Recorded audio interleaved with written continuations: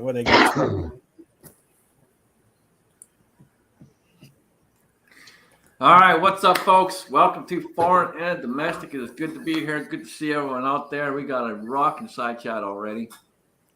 And Rich, I'm going to throw it over to you, sir, if you can get us started off right. All right. I pledge allegiance to the flag of the United States of America and to the republic for which it stands, one nation, under God, indivisible, with liberty and justice for all. Very nice, sir. Very nice. How you doing? I'm doing well. How are you all? Good, man. Good to see you. Good to see you pumping up the videos, too. Yeah, I'm trying. I've lost creativity the last couple of years, so it's a struggle, but I'm still plugging away. Awesome. Good deal. Allen, what's going on, brother? Oh, well, let me just remind you, it's a bad hair day. Anywho, other than that, I'll let you guys know who's all out in the side chat. I mean, who's all said that they've posted up according to YouTube and their participants list. That is Abigail. Good to see Abigail. Georgia Trapping and Fishing, Reloader 762, Tactical Fun. Just getting started here and getting started in an oddly timely manner, Scotsman. I mean, did we actually go live early this time or? About 10 seconds early. That was also Vanessa Kitty out there, and I don't see him yet, but just in case, if the YouTube auditor shows up, go ahead and show him this. Thank you. Thorzax, good to see you, Thorzax.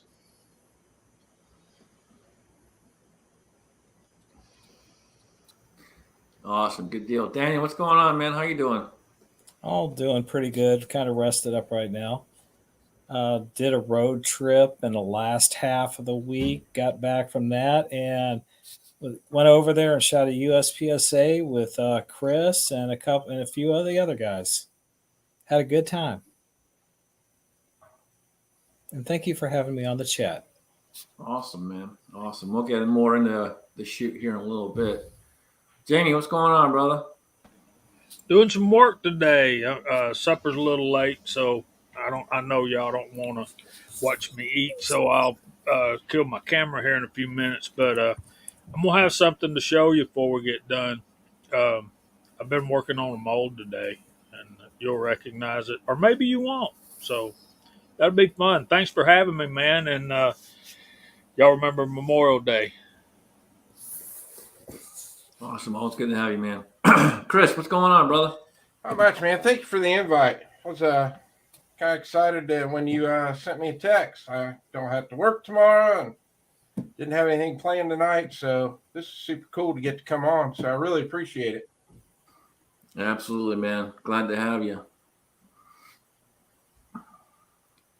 All right. With that being said, before we get started, we will have a moment of silence, if you would, gentlemen.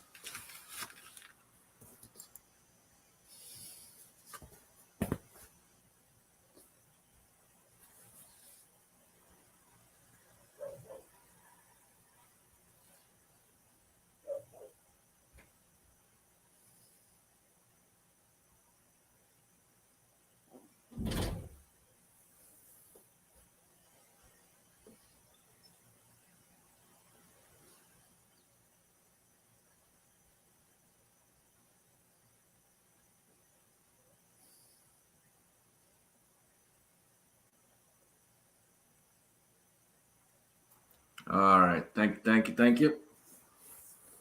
And absolutely remember what this weekend's about. It's not about sales. It's not about getting the next thing you want, this, that, the other. It's about remembering all those that served and paid the ultimate price.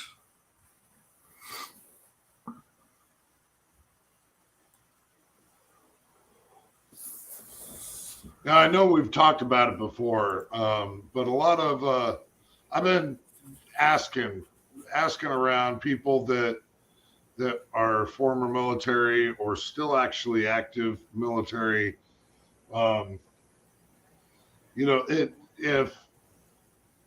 it's been brought up before.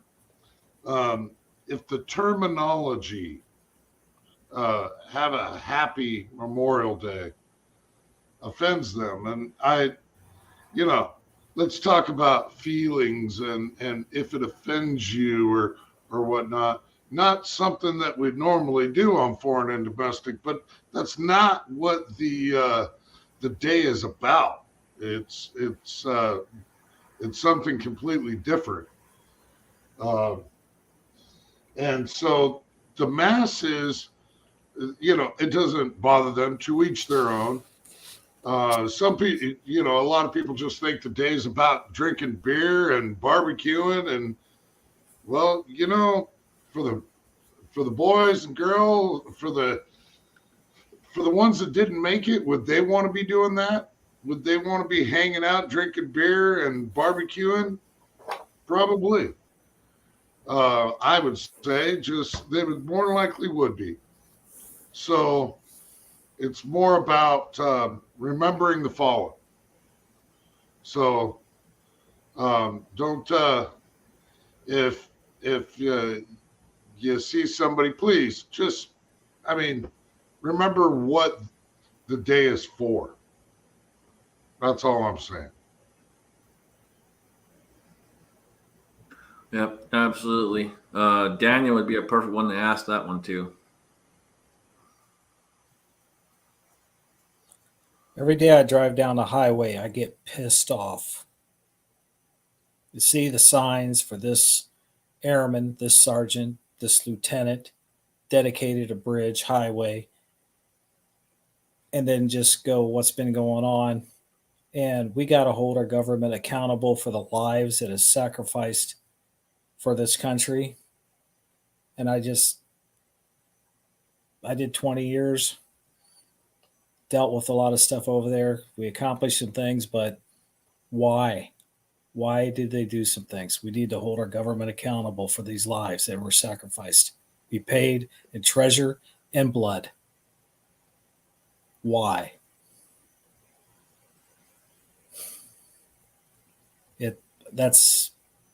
Hey, if you don't understand, obviously you haven't been there, or if it pisses you off, too bad.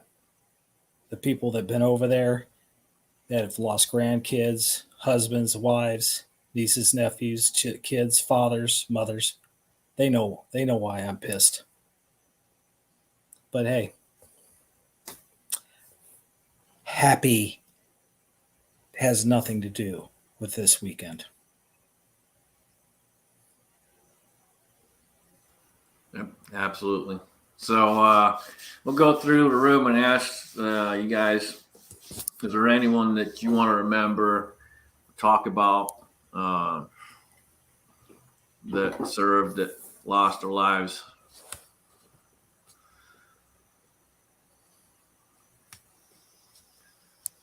I'm sure you got some, Daniel. I don't know if you want to talk about that or not, but No, I don't want to talk about a valedictorian. I don't want to talk about the kid that finished in the top of his class in West Point that went over there and he was a company leader. Some guys got hit by an IED, and him and the other guys went in and went to start administering first aid. Well, the first IED was just bait. The second IED ended all of them.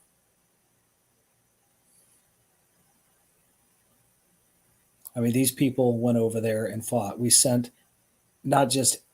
everybody, and we even sent the best over there, and we lost the best, all of them. And it's in their honor.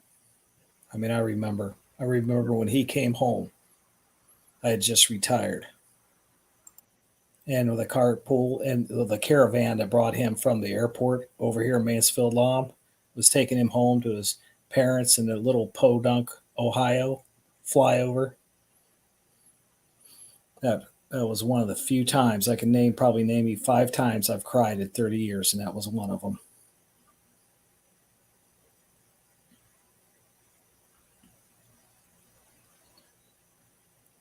And it doesn't end over there. We've lost them over here too.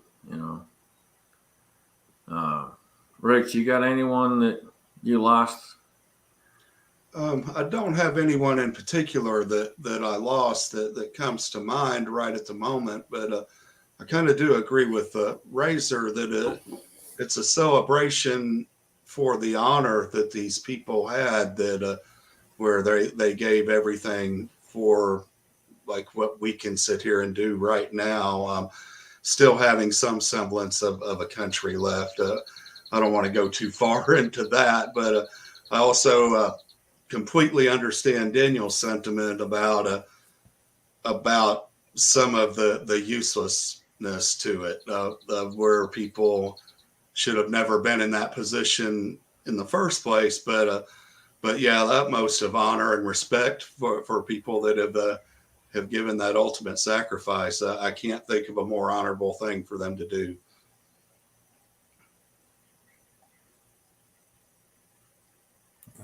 Don't get me wrong. I love those people, and I was there, and the people I was with were, brothers and sisters.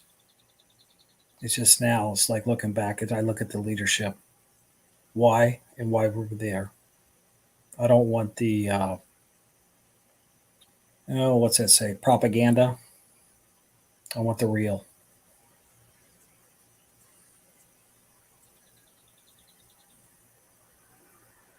And unfortunately, that's what you see a lot more of, especially these days, is the propaganda.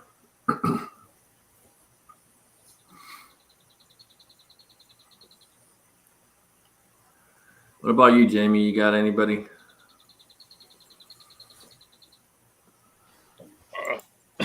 Come Memorial Day, and I shared last night on Hillbilly Show about my granddad was on the LST 508 attached to the USS Lexington. Um, Landed the second ship to hit Normandy Beach on June 6, 1944. He earned, then went to the Pacific Theater. He earned 2 Bronze Stars, 2 Purple Hearts, and I always remember him on Memorial Day. Which uh, he made it back. We lost him in '97, but he's gone now. So, and I want to touch, if I can, on what Daniel was saying, and the sentiment there is. I don't know how many of y'all have actually thought about it, but when you get right down to what goes on, wars are fought because of the pride of politicians. Now, don't get me wrong. Once you are attacked on your own soil, you have no choice but to retaliate. And you need to do it swiftly and severely. But what can't happen is these politicians need to make good and damn sure before they send our best to a foreign land to kill and to die, they better have a dang good reason. And that's my 2 cents on that. No, and you're not wrong, man. I mean, it's unfortunate over the years, and even back home, there was lots of wars that were fought that were senseless, absolutely senseless. What about you, Chris? For me, um, Memorial Day, the whole weekend, I think about a lot of my customers that I've had over the years. I've been doing this plumbing thing since 1990, so I've been in thousands of different homes, got to see thousands of different people, and um, a lot of the customers, you become friends with, you get close to them, and I just think about a lot of the guys that I've got to talk to over the years that were in World War II that are, they're all gone now. Um, but my God, the hours and hours of just amazing stories that sitting with those guys. I still think they're the baddest generation ever. I don't think we'll ever see a tougher generation what those people were then. And so I tend to sit and think about a lot of those stories, sitting out on their front porches with them and stuff, talking with them, and it's kind of sad, they're not here anymore to tell anybody else those stories, but I guess there's people like me, that I can keep telling them. So, but yeah, that's what it means to me, Yeah, no, that's awesome, man. It's I've had the pleasure of working with many veterans over the years, and I've heard a lot of stories as well. And one of the baddest men I ever met was when I worked in Georgia, and that man served in World War II as well. And he was right there on the front lines, and he still had his M1 Garand. And for the couple of years that they would allow him to do it, he did a little display on Memorial Day in the store, and always brought his M1 Garand, and it was pretty awesome.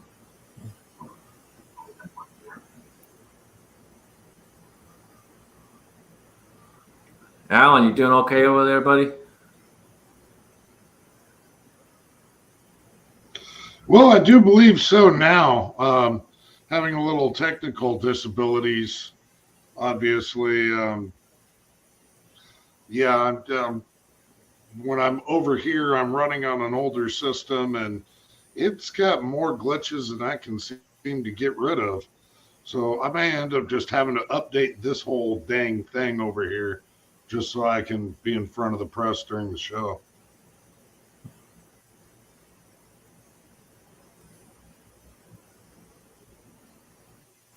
You have anyone in particular close to you or anything like that, or any stories to share?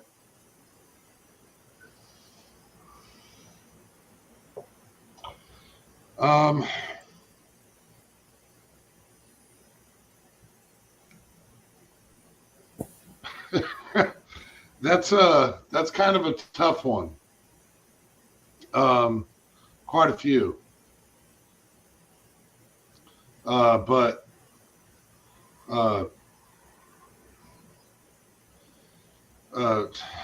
fuck.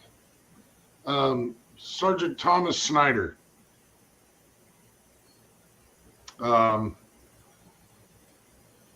He was a kind of a fucking prick. But he ended up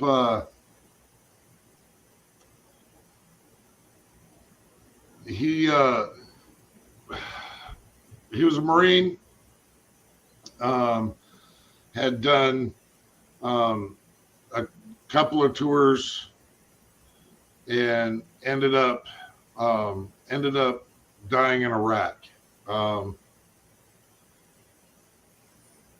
And there's not much I can say about the guy other than he was a completely different individual when he put on a uniform. In his regular clothes, you would just think that this was just some hick from the sticks and everything else, and this guy literally transformed when he put on a uniform, and he was an absolute machine.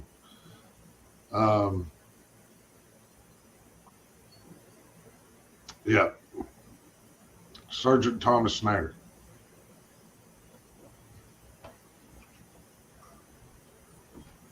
If you guys up in the side chat have any stories to share with us as well.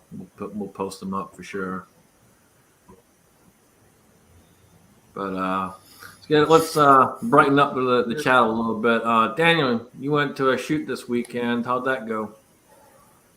Well, first I want to get myself out of this rut that I just got in. Thanks, Scotsman. Okay, funny story. Military. This is the way I want to remember people. We was on detachment. We had to go up to Alaska and do some work. We're in an EA-6B. Yeah, it's a Hawkeye. It's got the radar, Navy, big plane. and we just got up there, and the new kids are coming in. You're talking like 17 years old on about the average. We had this new kid up there, and when our plane was one of the first ones to land in the air wing to do this here work, and they hit a reindeer. The pilot comes in there and says, "All right, we had a collision. We hit a reindeer, you know," and the kid just goes, "Reindeer really fly?" And the room was just totally quiet. Nobody snickered. And he's like, "Well, yeah, duh. We are only like 50 miles from the Arctic Circle. Santa Claus is just up there." I mean, that's how innocent a lot of these kids that come in are. When you go up there and you hear something, you always thought it's like, hey, trust me, it was really funny at the time. But that airplane took a lot of damage because blood and guts on all. Okay, now what was your question, Scotsman? How'd the shoot go? I had a good time. I tried working with using Dr. Deming's Total Quality Management on how to improve my score in standing. Take a look at what the biggest problem, how you're messing up the most, and eliminate that one before you move down to the next biggest one. I did eliminate my running by and not engaging targets, which helped improve my score. I only ran by one, but I caught myself. And instead of running all the way back around, I had this little window. I was able to get my gun and my PCC in my left hand and this much of my head out looking out there. And that's where I accumulated. I had two. This is where I got my first and only no shoot. But that just told me raise my bullet barrel just a couple inches higher and got two alphas. So I didn't miss any of them. And I got a better score. I had a great time. And I moved up in the placing. I think I placed 37th out of 50, which is a lot better than, say, 15th out of 17. Now, I'm pretty sure you were telling me you had a little bit of luck too. You want to talk about that or no? That's what I want to do. I want to make a video of that. And actually, Okay. that led me to think I'm going to make a video series. And it's about, okay, so you want to get into competition. Some of the things that I personally ran into where I screwed up. And I think I'm going to call this series Stage Plans Are for Whips. Okay? And just go from the beginning and all that. Because right now, I don't give a crap about a stage plan. It's just right now, it's just getting how to get through it. And once I start thinking stage plan and all that, trying to get all the rest of the stuff, I screw up more. So if I'm not thinking of a stage plan, I'm not going to get so many procedurals, right, Chris? Yeah. Hey, you did good, man. Like I said, things happen, and you're going to get better each match. And yeah. Hey, and the U.S. and the spirits of the USPSA once in a while even shines on a dog's ass. You've seen that. I took 12 procedurals and turned them into 0. And then I turned it back into 6. Not a competition shooter. Huh? But Daniel, I've heard from a lot of different competition shooters, the first thing you do is you go and you look at the stage and you make like this meticulous plan and then completely forget everything about it when the beep goes off. That might be, but that requires some more thinking on my part. Right now is I need to learn when you step off the little start spot, you're supposed to stand in the box when you shoot. Right, Chris? Chris didn't do this. That's all me. I did it twice. Oh, no, 3 times actually. The first one didn't count because after I got 12 procedurals from shooting 6 targets outside the box, basically the whole first front of the stage, then I ran back to the second part of the stage and they had this moving target It was one of these that give you like this twice. You got 1 second, 1 second. You got to hit it twice. I shot the steel that actuates it, and it just stayed like this. It never moved. And Chris's son was back there videoing, and you could hear everybody in the back there, maybe even Chris going, it was like that lucky SOB. Oh, stuff like all that there. So what did I do? I had a reshoot, so I got to do it all again, knowing it's like, hey, I just got all rid of all those, and I'm going to go out there and I'm going to shoot this stage right now, right? I only ended up with 6 procedures. After I shot the first 3 targets, it's like, you dumbass, get in the box. But yeah, that was fun. Unless you was talking about something else, Scotsman. No, it's important that you had fun though. That's the key, man. You had fun. You didn't finish last, and you did good, dude. You did good, and you're only gonna get better the more you do it. So it's awesome. Yeah, and I put a whole bunch of pasties on somebody's butt, and I took a picture of it without them knowing it throughout the whole day. That'll teach them to slap my ass before the match starts. Why am I not surprised? So, Chris, how'd the shoot go for you, man? It went really well. That was my first match back of the year with my PCC, and I was hoping for a top 25. I ended up 16th. I just shot the first match of the year at Carry Optics, which turned into a complete disaster. So it was nice just having the carbine back in my hands yesterday. I was told, I'm relaxed. I'm always kind of at peace when I'm shooting that. So yeah, it was a good day. I was slow, but I'm fat and old. So my hits were great. That's what saved me yesterday were hits. I think I only ended up throwing 2 deltas all day and 1 mic. I think I ended up finishing with like 96 alphas. So everything was working great. I had 1 light primer strike, I believe, yesterday. But I cleared it quick and got back in. So it was fun. It was fun. It was fun shooting with Daniel. Hopefully we do this all summer long. It was a really good time. Awesome, man. Good deal. So, Rich, you've been doing some more videos lately, man. What's been going on with you? Oh, not a lot. Really, the last couple of years, I've been kind of really focusing on ARs. Somehow I found out, caught on to where you can buy uppers relatively cheap and build lowers pretty cheap. And so that's taken up a lot of my time. Recently, I've been looking at Carry Optics for competition, and so I built an upper for a G19 with an optic on it, and kind of getting used to that. And then I'm all prepared. Other than that, I just want to feel better with the optic piece of it. I'm just it's way out of my comfort zone right now, and so yeah, I don't know. I just need to start doing competitions, and that's gonna raise that curve quite a bit as far as how quickly I do get used to it. I'm pretty sure. But yeah, other than that, everything's going well. I've just been working my ass off, which is a big part of it.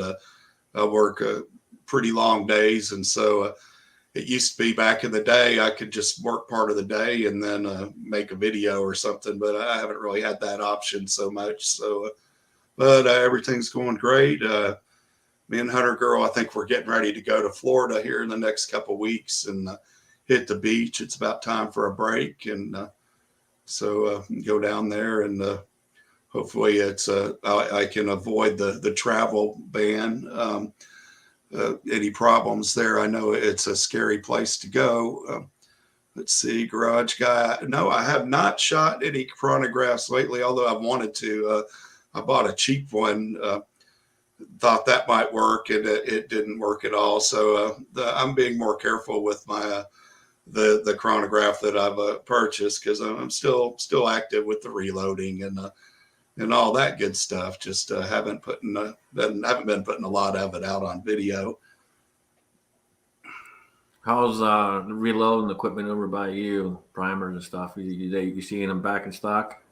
Yeah, I'm actually seeing a lot of sales. I've actually had a bunch for a while, so I haven't purchased any, but I've seen where it's come down quite a bit on at a lot of places buying in bulk, and so yeah, I'm happy to see that.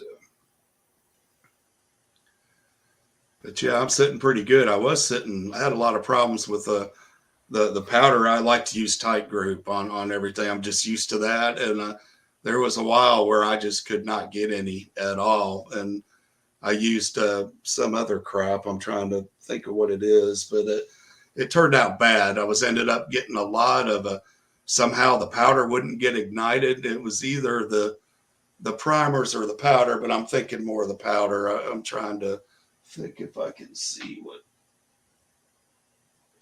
Give me a second. Let me look up here. Let's see.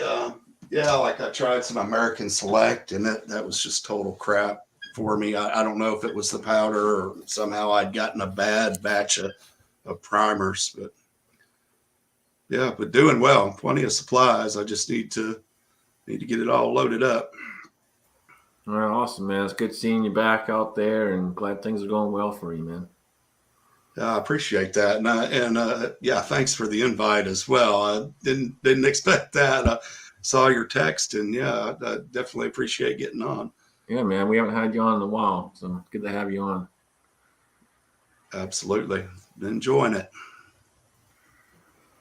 Jamie, what you up to over there, man?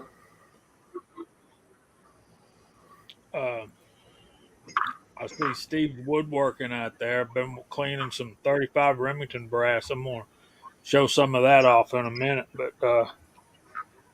at the moment I'm working on a mold. Um, you remember the Lee mold you sent me just the other day? Yep.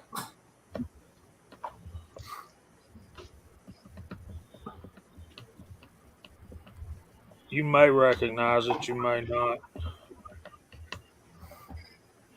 I needed a little bit of work.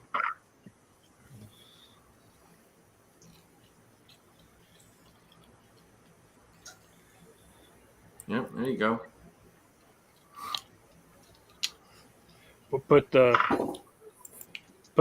nut on the back so that when you're dumping it, you can hit it with your mallet right there. And got it cleaned up. This particular mold's got a lot of small small grease grooves. I don't think it's quite a tumble loop design,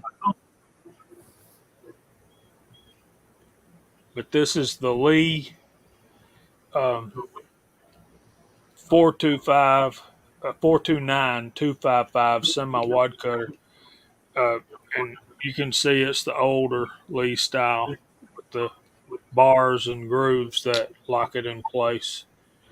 And you look at it on the bottom, it looks like it's not lining up just right, but when you look at the top, it's perfect. And I've stoned the face of this mold and stoned the sprue plate as well, so that it's nice and smooth now, and it ain't dragging and it ain't gouging. But some of that stuff is in there is pretty deep, and it ain't gonna come out. If I got all of that out, we'd be casting a 220 grain bullet instead of a 255 grain, right? But that's one of the things I've been messing with this weekend, and got another one over here we'll show off here in a few minutes.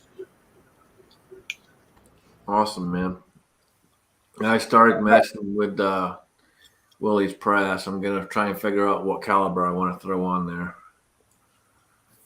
So started playing around with that a little bit today and cleaning up a little bit. 350 Legend. I'm not sure yet. I still got to get dies for 350 Legends, so I still got to get a barrel and all the rest of it, and there's a lot of stuff to go there. So I'm probably going to set something else up first. I got you on dies for 350 Legend.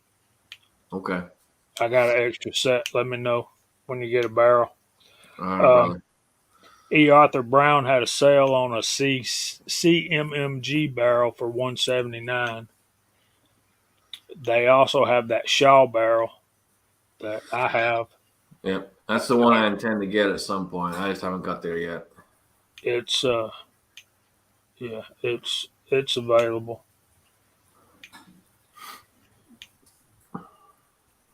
Steve saying CMMG for 350. That Shaw accuracy barrel, it ain't no joke. Nope, not at all. I like the looks of that a lot, and I've shot yours, and it was good. So There's MCK. What's up, brother? So He was the first one in. I guess I'm the only one that appreciates Rich's John Lennon sunglasses.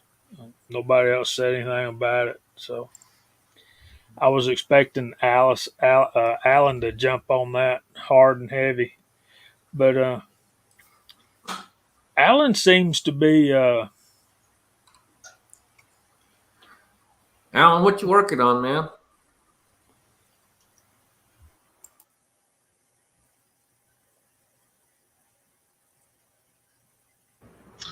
Oh, just range ammo. Just nines. Just 9mm, except. Yeah, it looks like I got a 380 creeped in my cases. Yep. Because that guy sat way too far down in the case. Oop, that's not quite right. So I got a really hot loaded 380.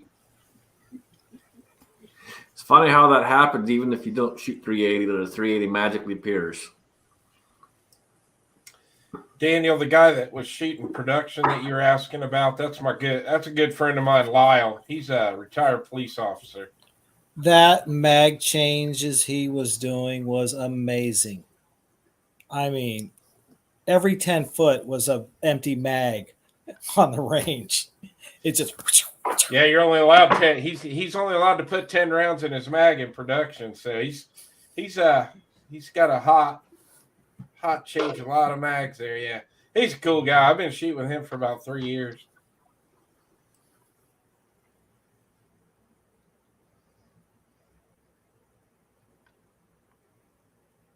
And now back to the chat. I'm telling you, Chris, man, that video you put out today of the match yesterday, I'm assuming, you made it look fun and easy. Yeah. Fun, slow, and easy, Jamie. Oh. Jamie, when I can get my stuff to work and I can put my video, you're going to go shoot a match. Okay? We had a great time. I probably already am going to anyway. My buddy Kevin McKean, who's a leader of our Wednesday night men's group, he's on me to go shoot with him. So I'll probably take another couple of practice sessions at his private range and then go do it.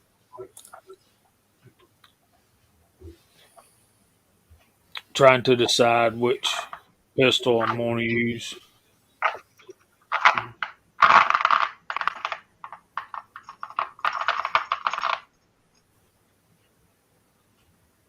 Good to see Gene out there.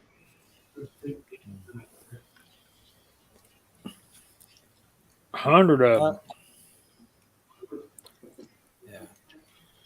And I'm sure it was just a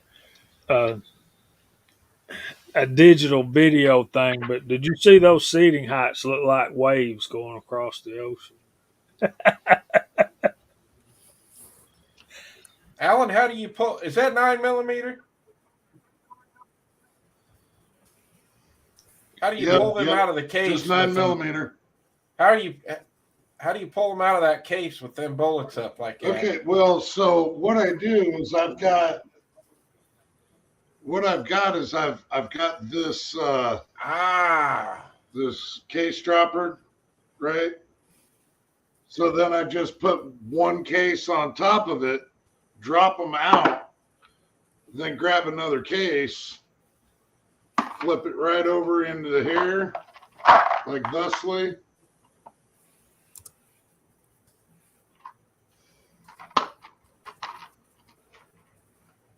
I like it. That's I'm scared. slick. I'm like, I can't grab them things out of there like that. Neither can I. I can't grab them out of there with the noses up.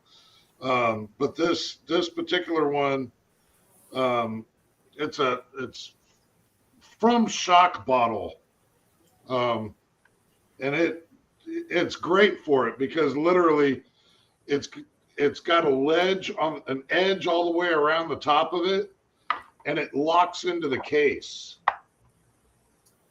So once it's locked into the case, you're not going to spill them when you go to invert it and drop them out. That is slick.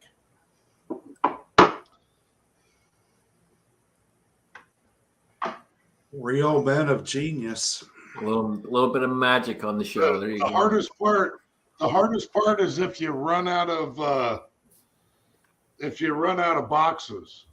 But if you run out of boxes, you should go buy more because, well, they're made in the USA. And they're like $5.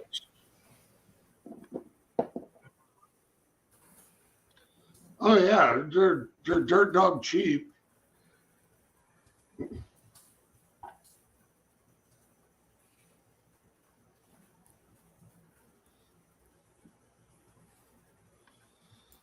So when's the next shoot for you, Daniel? It's either the end of June or the end of July. And it's on a Saturday. And that's going to be an all, what do they call it, classifier match. Going to have 8 stages and nothing but classifiers. So it should be pretty basic kind of shooting and not too stagey plan, whatever, because these things have been picked apart by everybody everywhere on the fastest way to do it. So it's going to be follow the leader. And I'll probably be the first one to shoot in my squad because, my name. I was gonna say they're gonna call you up first. You're gonna get to watch no one. Yeah. But I tried. I tried yesterday. I know. I'd go first. Nope. I said, nope. I ain't going to start no whining because I want to be known for being a smartass, not a whiner. Okay. Scotsman, can you attest to that? Just give me an amen. Absolutely, brother. Ain't no shortage of that around you. Yeah. Well, see, to get sympathy, there's psychological. That's called gaming. Okay. And yes, that will be in the series. How to game the gamers. Yeah. It's fun. It was fun. So Jamie, I know I was gonna say, Jamie, you any closer to the cowboy shooting yet?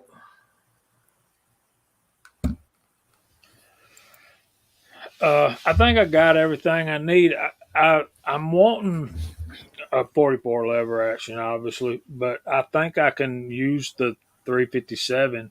Just you take a extra gun belt, extra belt full of. Yeah, because that's the thing. You load up before the thing starts, and then just go. But I do have. I have 2 single action 44s now, and I have the coach gun, 12 gauge. But man, I'm gonna have to if I'm gonna shoot that much of that coach gun during the day, I'm gonna have to find some lighter loads at work. That thing hurts. I don't care who you are. Except Mock, he liked it.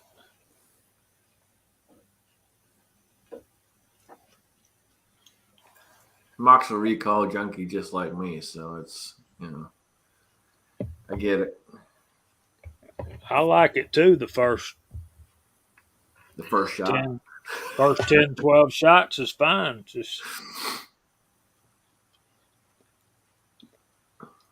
And I don't know how many times those guys shoot the shotgun, but yeah, I think that's where I'm gonna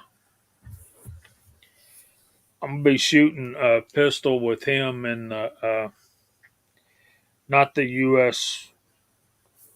Chris knows what division it is. IDPA. IDPA, that's the one.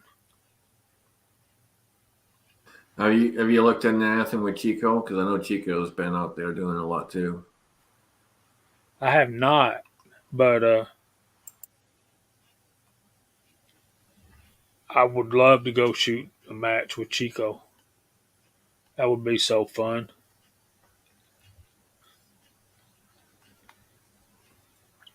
I don't get to see enough of Chico.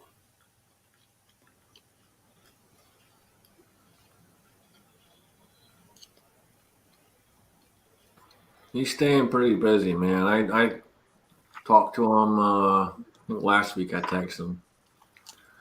He's staying pretty busy.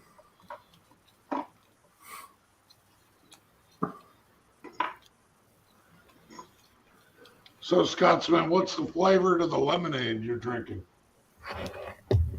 That would be our fallen brother's favorite.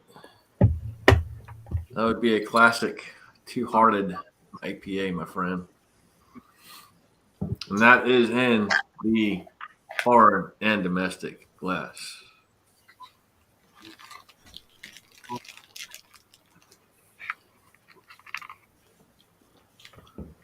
Life is good. It's my toast to Ed on this Memorial weekend. Even though we lost him here, we still remember him.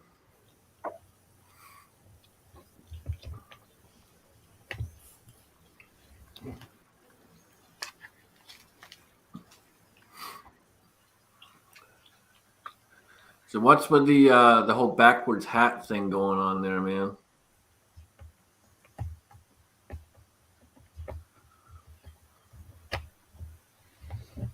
Yeah, you. You got this whole now he backwards hat froze. thing going on.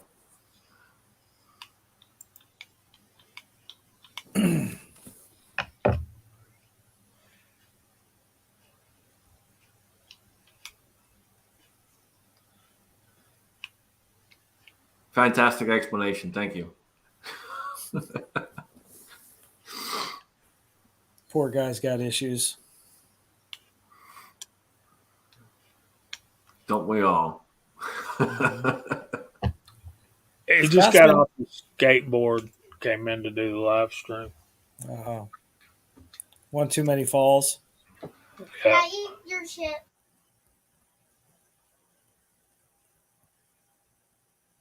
Ooh, the scary look. Yeah, you can have his chips, honey.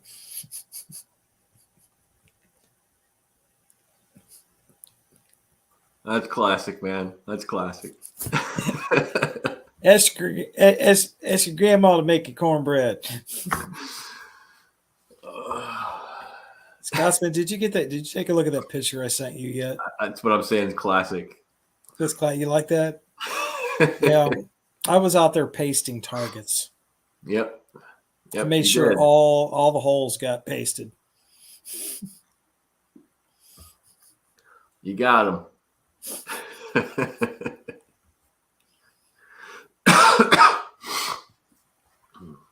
You didn't send it to me. Well, here, I'll send it. Maybe you can learn. Maybe you can learn Scotsman how to do a share screen. Well, that means This I is got to why- send it to my email. Then I got to pull my email up. Then I got to mess around pulling it up and doing this and doing that. I hear a whole flock of wah-wahs. Wang. Wah, wah, wah, wah, wah, wah. There you go, Chris.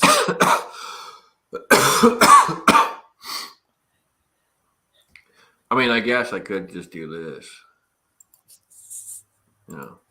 There we go.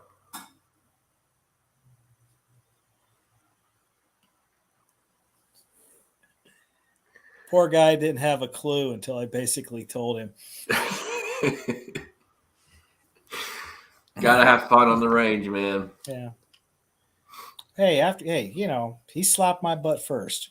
Now he slapped his once, and I got about 4 or 5 of them on him before I even did the butt slap. And he thought I it was actually pretty thought good you as got Keith. I didn't know it was Gene. well. Oh, Keith. You could have got Keith. Everybody gets Keith with a paster before the day's Oh. over. He was the guy showing his ears, his gun, his mag hole, and all that there. You on the big screen, brother.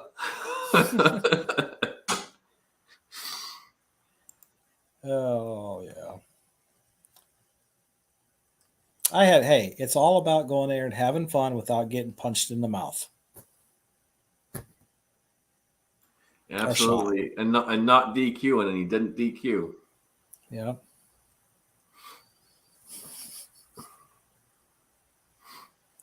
So how's that? How's your JP running? Flawlessly. Give us an update on the JP. Flawless. Haven't had, and knock on wood, no issues with it at all. And this is the first match when I watched the other PCCs. They did not have any issues. No misfeeds. There might have been a light primer strike. Did you have a light primer strike, Chris? Was that you? Yep, on that last stage.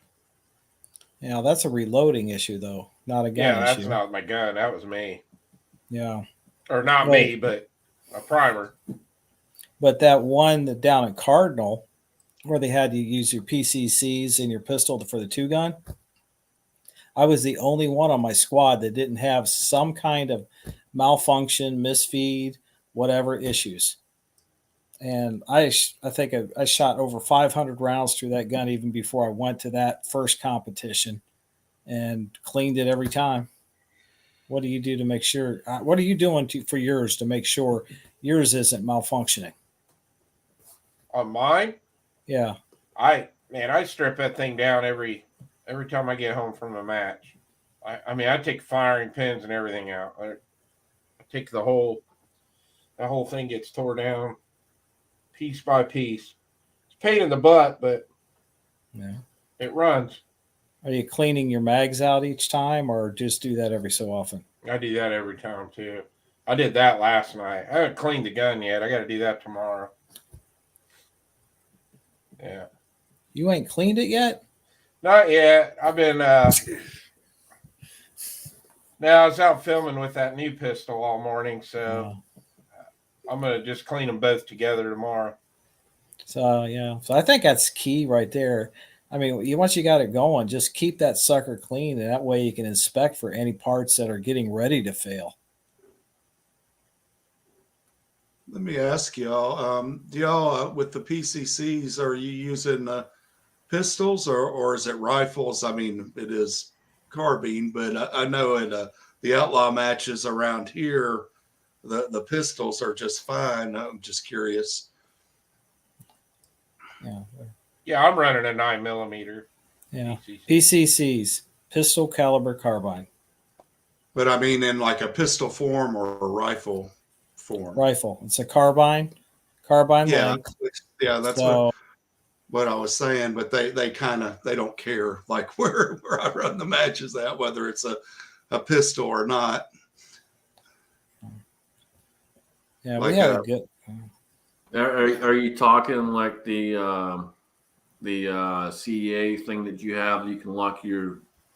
No, like if I was to use an AR pistol as opposed to a carbine length for the PCC, they'll let either one go. But the training I've been doing has definitely been with the carbine. But I was just curious if any of y'all had ever used a pistol in that situation, like a pistol, like an AR something like that.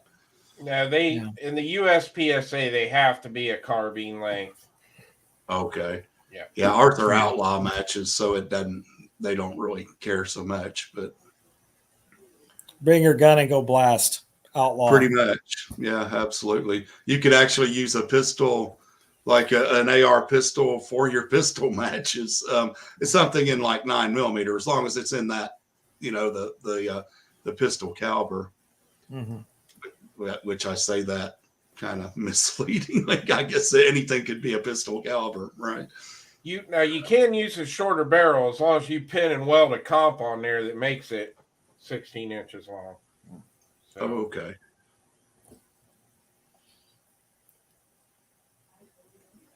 So you can have a shotgun with a 2-inch barrel with a 14-inch comp on it. perfect. Sweet. Makes sense, right?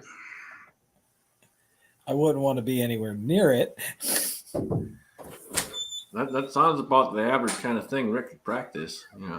He does like to do some wacky stuff. So science.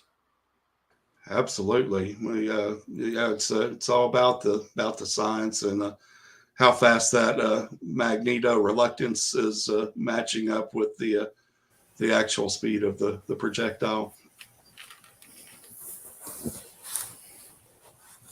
We haven't had a white coat video in a while. I know, right? I can't find my white coat. I don't know where the hell it's at. So that's been a real downer for me because I can't be authentic. You got to get a new pocket protector and pens too. Definitely tools of some type, not necessarily pens. I'm not much of a writer. It's not been doing that for that long, so it's usually small tools. Tongue depressors. Yeah, medical supplies, whatever. Just Rubber gloves. Rubber gloves, absolutely. So with the PCC, Daniel, right now, is there anything that you would change that you have so far?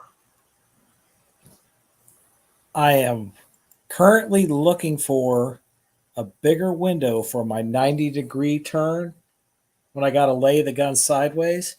Because if I would have had that on that match, when I stuck my head through that little window, one-handing the gun with just this much of I just got enough to get my one eye to see. If I would have had that 90-degree, I wouldn't have got my no shoot and just been able to tap those two alphas with one hand.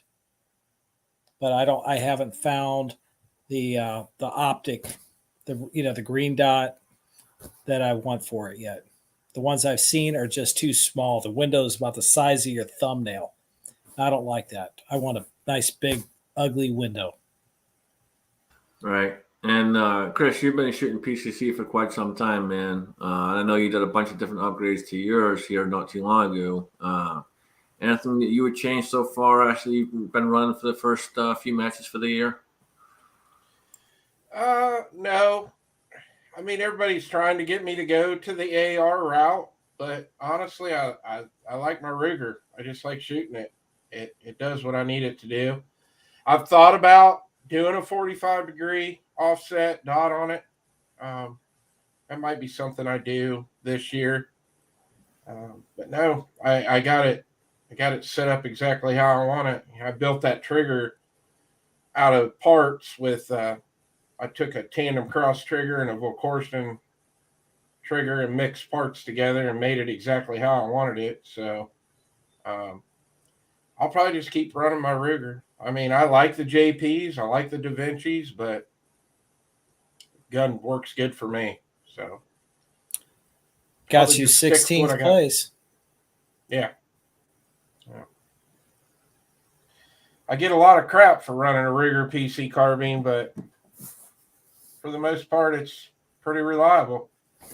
Hey, if it runs, man. That's the most important thing. It runs and it feeds just about everything you're putting in it. That's all that matters. Scotsman, I'm going to put a comment up there. I want you to highlight it because I'm answering Mrs. Hotshot's question.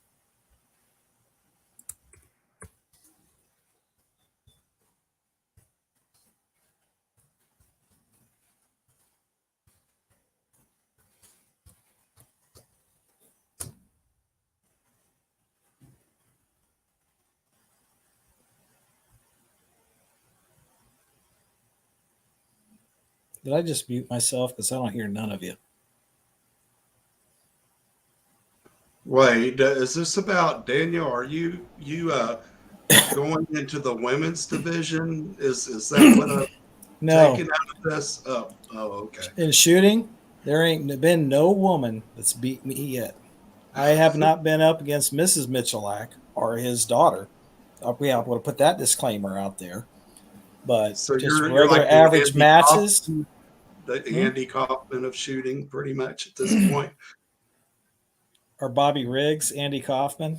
My Yeah. heroes. They're my heroes. Great Americans. There you go. Great American heroes. Absolutely. All right, so let me ask you guys this, and again, we'll go through the room. We'll start with Chris. Is there anything in particular you do for Memorial Day?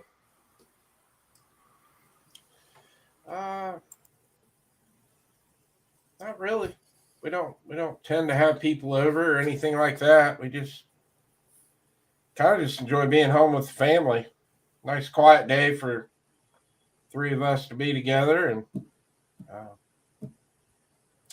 we'll probably. I think we're making steaks tomorrow, but yeah, it's gonna be a pretty quiet day here.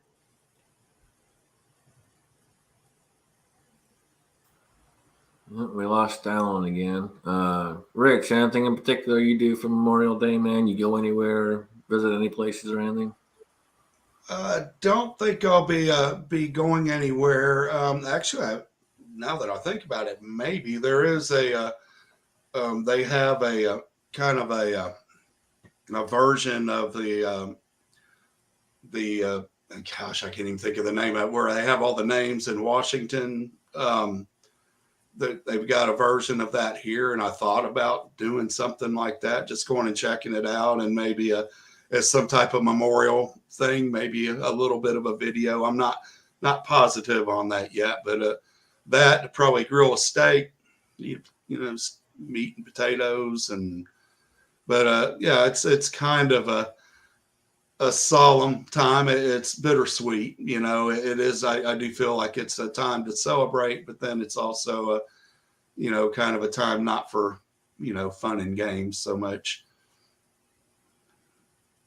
Well, and like Razor and many others said out there, it's time to celebrate their lives. Celebrate what they did. Absolutely. Yeah, I think we should be more grateful. I would hope it would be in the forefront more than what it probably will be, unfortunately. Right. Yeah, there's a little small one local to me here, and I'll probably stop there. I usually try to do something like that every year, stop somewhere. Daniel, what about you, man? Anything in particular you do? Thanks, Scott. You got me thinking about it again. Actually, I try to go through the whole weekend not trying to think of Memorial Weekend, just to get it out and just do things and keep busy. Now you got me wanting to go out to the Walmart and find some snowflakes and burst their bubble. Oh, Razor says it right there, man. He's 100%. I can tell you right now, the guy that I grew up working for, if he thought I was sucking, he'd want to whoop my ass. That's for sure. So yeah, I'm right there with you, brother. I mean, it's just the people that I know from where I grew up that have gone out over this last 20 years and lost their lives or come back totally destroyed. And I mean, the whole Afghanistan pullout, what happened there was a total dishonor and disgrace to everyone that spent time out there. So I try to remember the good times, the pranks, the jokes, whether it was with my friends in the service or these people back in high school or when they were little kids, back like in church and stuff. All right, man. I'm gonna have you tell us about one of those pranks. Because I remember you talking to me about, I believe it was a snake, was it not? That you put somewhere? Oh, the baby rattlers? Yeah. We had a chief no matter what package it would come in for a person or the shop, they would get dropped off in maintenance control. And this guy was a nosy. He would open every package and get nosy in it. At this time, I was in charge of the line shack. That's all the very junior people. And they got to go out and wash airplanes, do the dailies and everything else on there. And they come in here and they killed a baby rattlesnake out on the line. And it's like, dude, the dead ones will kill you faster, and a baby one will kill you even faster. So I put it in a box, taped it up, marked it for my shop, and put on there, warning, danger, do not open. Only professional, survival equipment can open this box. Well, all of a sudden, it's like I took it to supply, said, I want this dropped off for my shop. And they look at me and it's like, just do it. They did it. They took it along with all the rest of the stuff going, it was going to get divvied out. My shop is like 20 feet away from his, and I heard this blood-curdling scream like a girl that would make a girl embarrassed. And I just heard my name, Baker! There was no evidence that said I did it. It's like, what, Chief? This one over there scared him pistol. But that wasn't even the funniest. That was just, being mean to somebody with a dead snake. Yeah, that wasn't the funniest. There's many funny. I was a cut up. Well, tell us a couple more, man. Well, I had some smart ass supply guys. This was after the snake event.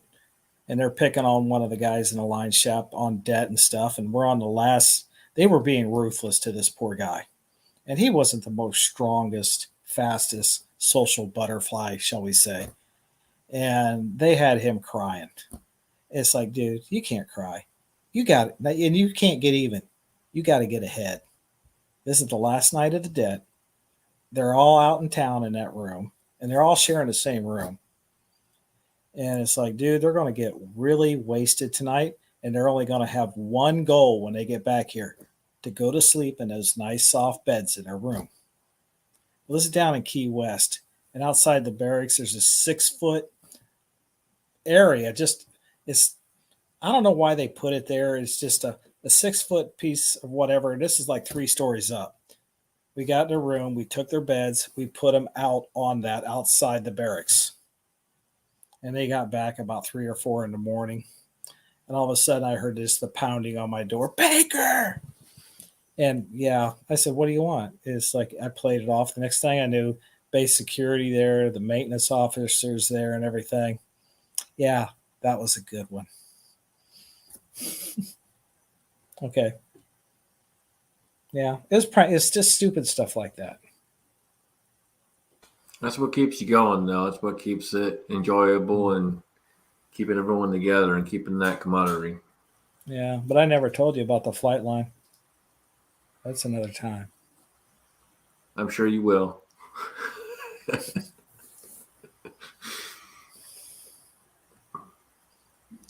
Alan's working on resetting his router. I guess he had some issues with his router, so he's working on resetting his router right now. But hopefully he can come back on.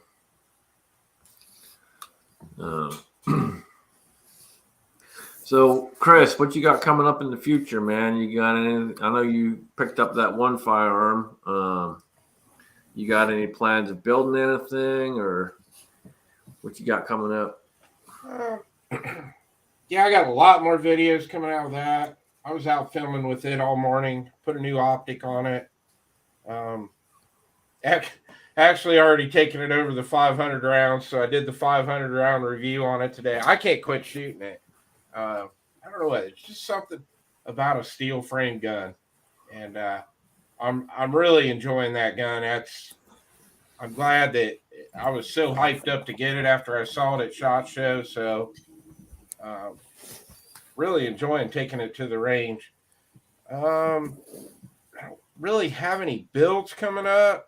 There's still a couple more guns that I'm waiting for them to come out that I saw at SHOT or NRAM. So Still waiting on the SAR-9 SOCOM. Got a pre-order in on that, so hopefully that'll be coming soon.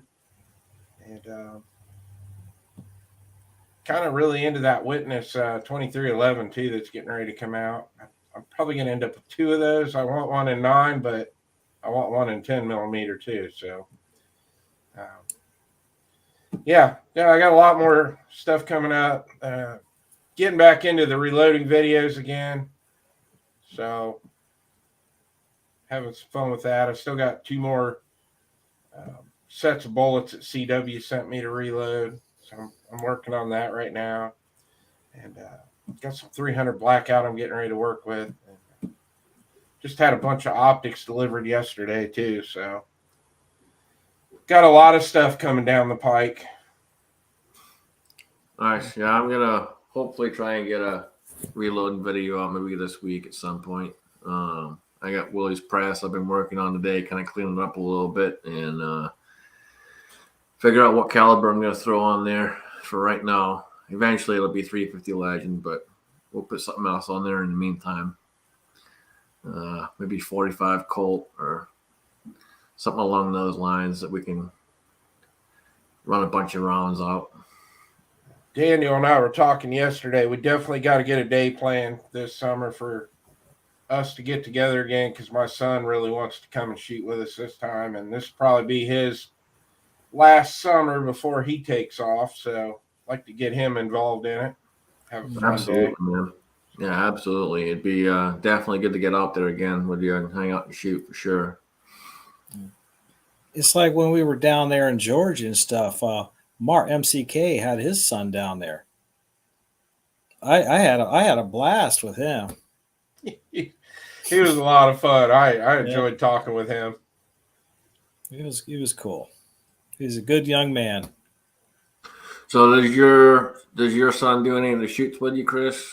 He doesn't shoot any competition. He loves to shoot, but he doesn't like the competition side of it. So Keith and I are trying to talk him into. We're going to be heading over to Pennsylvania, hopefully, in a couple weeks to shoot the Falling Steel World Series, and I'm going to get him to try to shoot that. I think once he does that, I can get him hooked on shooting competition.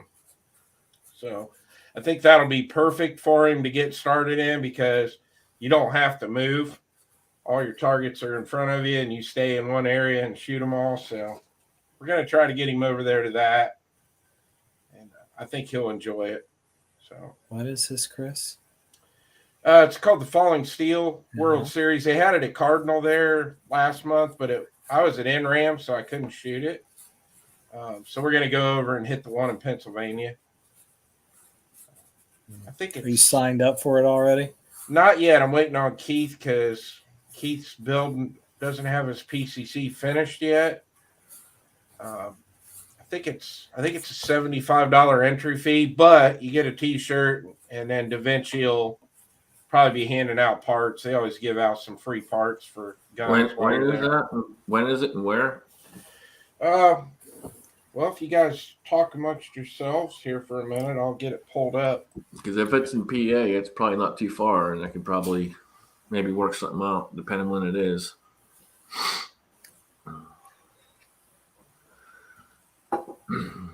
Yeah, that's not. This is just like a big drag race where you just start blasting as much stuff you can you got a certain amount of time, and that's it.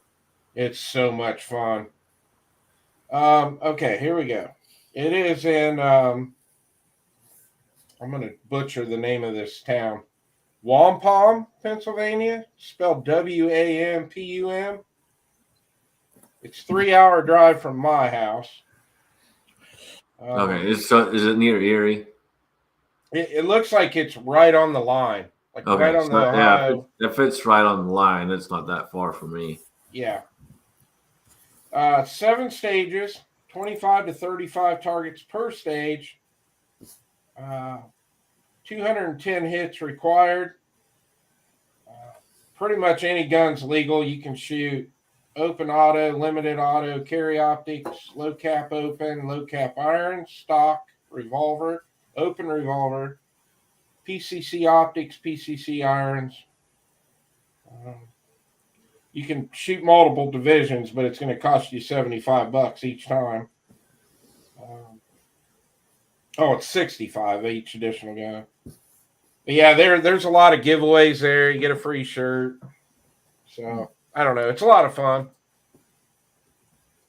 Oh, sounds like it, man. Yeah, we can.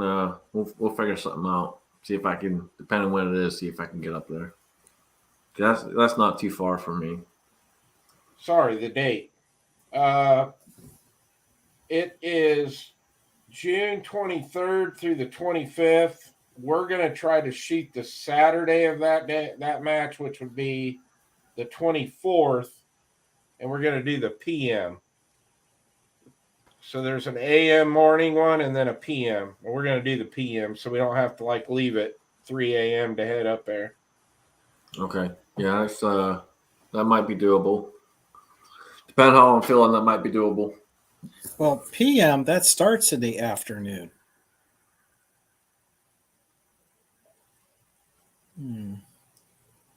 And I'll be going right past your house so I can just pick you up.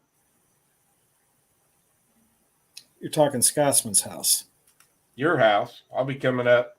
I'm gonna say he's gonna be passing. I'll be coming right up 71 through past Ashland. So. Okay, we'll discuss this more.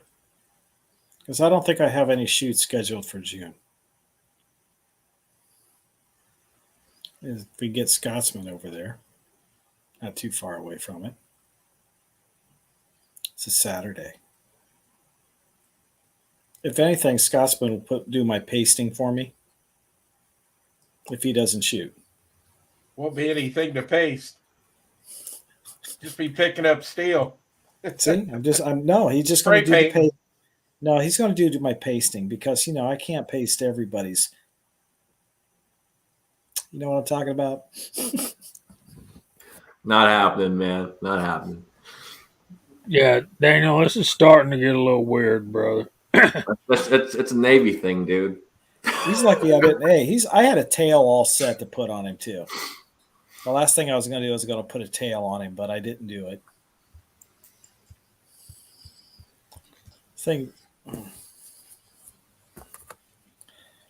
I don't know, man. Just don't seem proper to me to be touching another man on his. I didn't touch his butt. All right. I placed a sticker on his apparel. We spent more than enough time on this. Yeah. Okay, I'm sorry, you guys. We're a little over halfway. Chris, can you do me a favor since Allen's still working on trying to get stuff going? You want to run through the side chat of who we got out there? I would like that. Do you want him to throw something out there? That's up to you, brother. You make that choice. You can do it either way. Well, let's just throw Jamie's favorite caliber out there. Type in 270 and I'll call out your name. That's my favorite rifle caliber. Okay.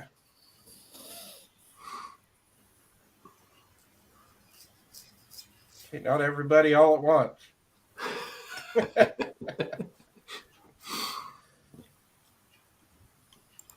All right, we got one. All right, here we go. All right, we got GGW Outdoors out there. Dave, the Thor's Axe is out there. Steve's Woodworking is with us. Edward Petty, Pre-Dawn Death, the Bearded CB is here. Garage Guy 879. We got M1A2 Abrams Tank out there. Miss Hotshot is with us. Gene from Reloading from the Hot Pot. Kyle Lusk is out there. We got Ozzy Osbourne. And we're still waiting on some more. I know there's a lot more people out there than that. Now he comes back when I'm doing his job for him. Yeah, more than likely. I mean, somebody's got to do it when I'm not around. I hired someone else.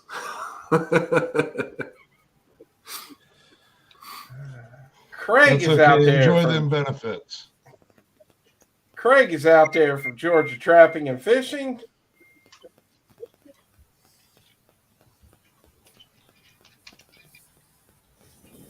guess that's all the people that want to comment, Scotsman. All right. Appreciate it.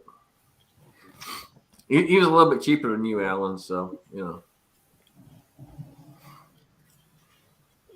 That's because Allen is a pro.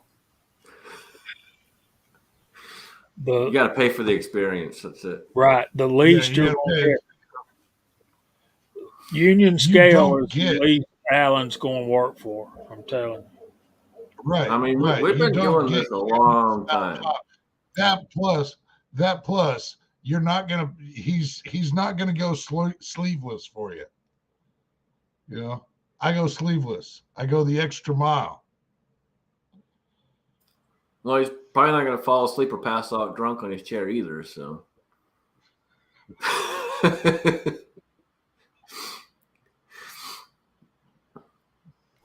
That was for charity, man. That was for a Hey, call. we've all done it, dude. I've done it. It's all good. We've all done it, man. I mean, we've been doing this how many years now? I've lost count. I've pretty much gotten there too. I don't know how many years it's been. I know that that because of the guy right down there, I was able to get more acquainted with you personally anyway. Through Rich and the ever riveting live streams that Rich always did, man. I kind of miss him. I'm not gonna lie. I kind of miss him. Yeah, he got a lot of us on in streaming, and I don't miss Jeopardy though. I don't miss Jeopardy. As fun as that was, I don't miss it. That shit had to have been a lot of that had to have been a lot of work, and it always ended up being like a capital version of the shit show. I mean, Yeah, absolutely. It was work that it had to come to an end. I was basically spending probably about 3 days a week just to prepare for Jeopardy, which everybody loved, as except these two apparently. But yeah, it was quite a bit of work, but yeah, it was fun. Yeah, we had some pretty decent chats back in the day. It was definitely a good time. I think a lot of people just kind of started pulling out of YouTube with all the crap that was going on. At least people that I was having on there, and so it got kind of dwindled down a little bit. But I won't rule out chats in the future at some point. It just it somehow got to where it felt like I was I don't know. I guess I was trying to do other things as well, and it got harder and harder to do. But I did enjoy those tremendously. Yeah, it's almost 7 years. I think we've been doing chats, man. It's been a long time, brother. Long time. And we've missed a weekend here and there, but 7 years is a long time. Absolutely. Yeah, it's a lot of fun. I still do look forward to now. I'll sporadically jump on a chat, and I don't think like notifications or anything go through. I'd probably have to sit there for 30 minutes just to get some people in it, and so that's tough. Yeah, Lord Dragon Balls, he's been on the outs for a little while as well. I think he got in some legal trouble, but hopefully he'll get his stuff taken care of and be able to appear, and we'll just have to see what the future beholds. I'm looking at some new things. For some reason, I don't know, y'all, the movie Top Gun had come out, the second version back a little while back, and it actually captured my attention. So I decided at that point, I needed to become a naval aviator, but I found out I was too old, so I can't do that now. Plus, I can barely see. But I did figure I could get my pilot's license, and I'm hoping to get Lord Dragon Balls in the cockpit of some small Cessna somewhere before too long, and doing a little bit of stuff there.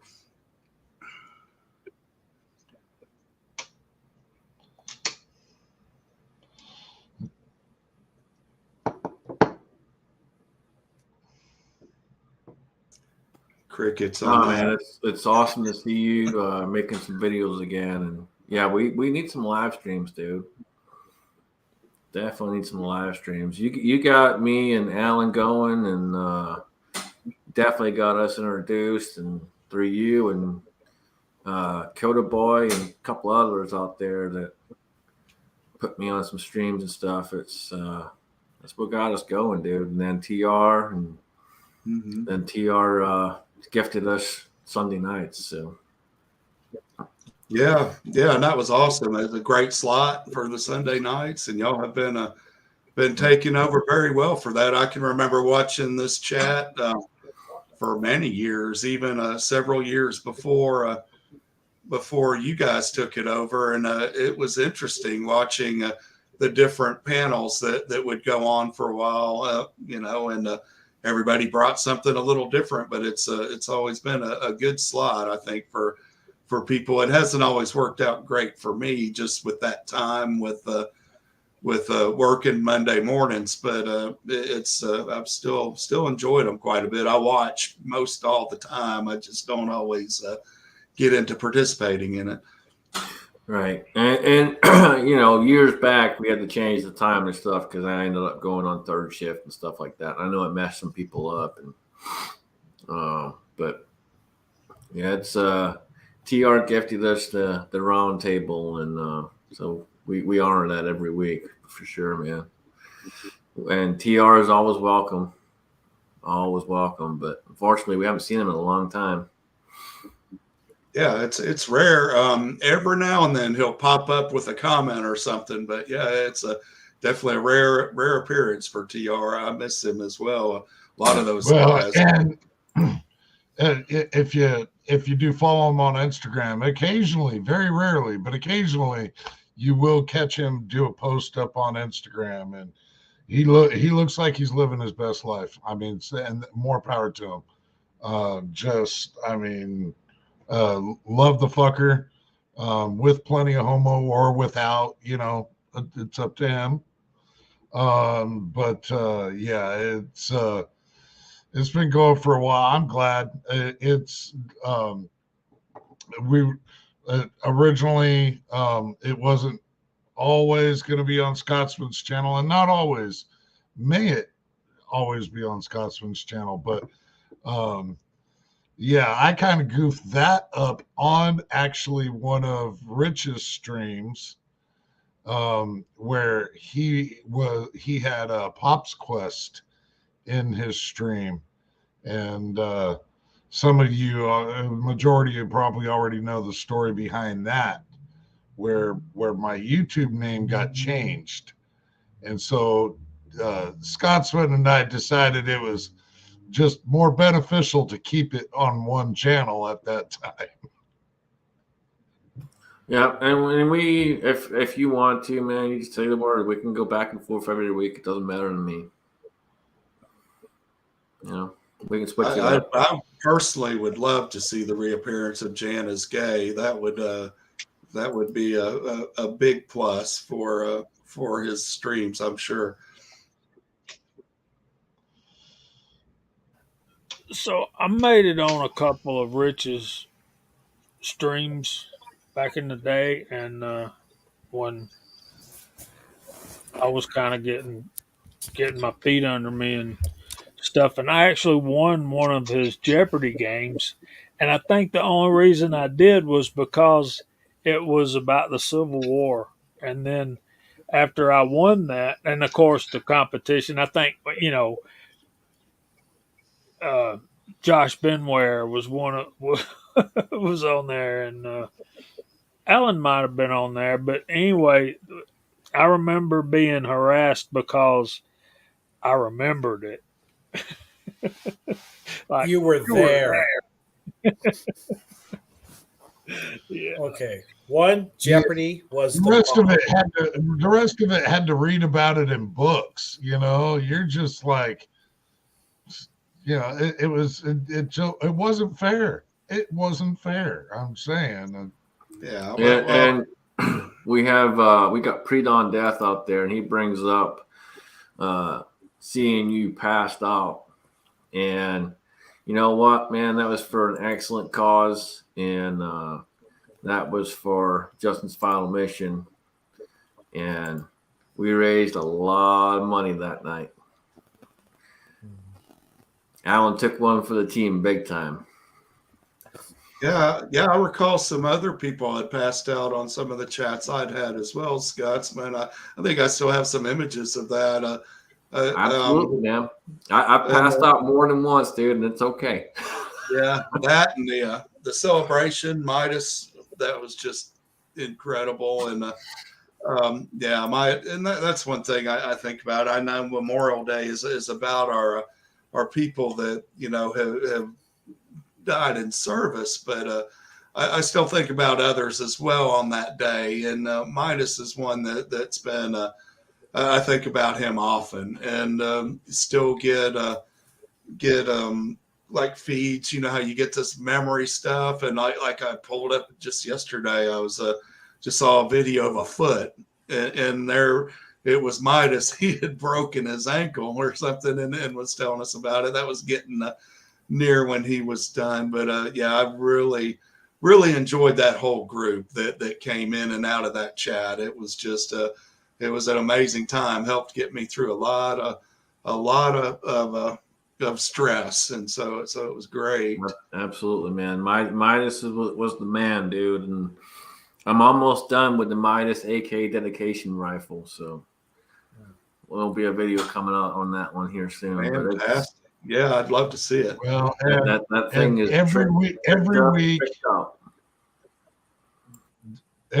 week we continue, and I do the Rebel Yell for Midas at the end of every show. Fantastic. Yeah, that's he had some awesome edits on how he did his videos too. It was just highly entertaining, and that guy, he was great. I love trolling Midas, going back, robbing some of his stuff, and then do a troll video on him. He was great. He was probably one of the most calm and collective people I've met.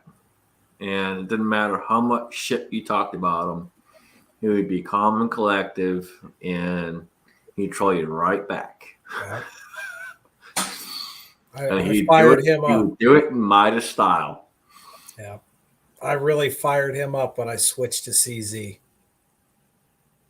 He got he was totally bent out. But you're one of our leaders. Carry on, dude. It's a good gun. But Jeopardy was the bomb, man. And it was Rich and TR that actually got me started doing live streams going on with them. So if anybody wants to get mad, blame him. My humblest apologies to everyone out there for unleashing Daniel on the YouTube. You've unleashed more than just Daniel. You unleashed all of us. Majority of us here, minus Chris, I think pretty much we're all part of your streams. Maybe Jamie too. I don't know if Jamie was on there. Well, yeah, y'all were apart from the absolute beginning. I met Scotsman the night, really the first full chat that I had went entirely nuts, and Scotsman showed up, happened to be there that night. Somebody had hacked into something. I don't know what they did, but you put a link out on the side chat. Well, there was like 1,300 people out there at one time. It was just insane. And all these images, people were flashing up videos of like swinging dicks and just all kinds of crazy stuff. But yeah, that kind of started it all off, and it really kind of built it from there, it never reached that level of the first chat, but it went on for several years after that, basically from that start. Yeah, that was a good time, and that was absolutely the first time I'd ever met Scotsman. I had no idea who he was, and he come on like he just joined because I'd put the links out in the chat. It wasn't like here, on a StreamYard, you can people wouldn't be able to get in like that, but they were back. YouTube was much more free in the day, and it had its good and bad points. I was literally clicking off, like constantly clicking people out of the room, and it was absolutely outrageous, man. I remember that it was every 30 seconds, like literally every 30 seconds, someone else would pop in, and here's a dick swinging, and this, that, the other, and you're like, dude, it was bad. It was bad. You had a lot of views on that stream, though. Yeah, it did very well. That was it was kind of a fool's gold because I never reached anything even close to that again. But it did build some momentum there in the beginning, and I had just some fantastic times with a lot of great people, and all that kind of culminated in people meeting up and getting more into the farm and stuff like that, and some really good times came about from it. Absolutely, man. If it wasn't for you, I probably wouldn't have met KB. I wouldn't have met Pops, and I wouldn't be a farmer. So, there's a lot of connections made over the years, and it's definitely appreciated from this end. I remember back in the day when I first started doing streaming, man, you want to talk about how red my face was. Holy crap, was my face red. Yeah, it took a lot. I'm not used to doing videos and being on camera and all this stuff, and I'm not really big on talking in front of people. So this is a huge thing that I do constantly right here. That it's amazing that I've gotten this far. Lots of alcohol involved. I think in all that, I think all of us were pretty much a buttload.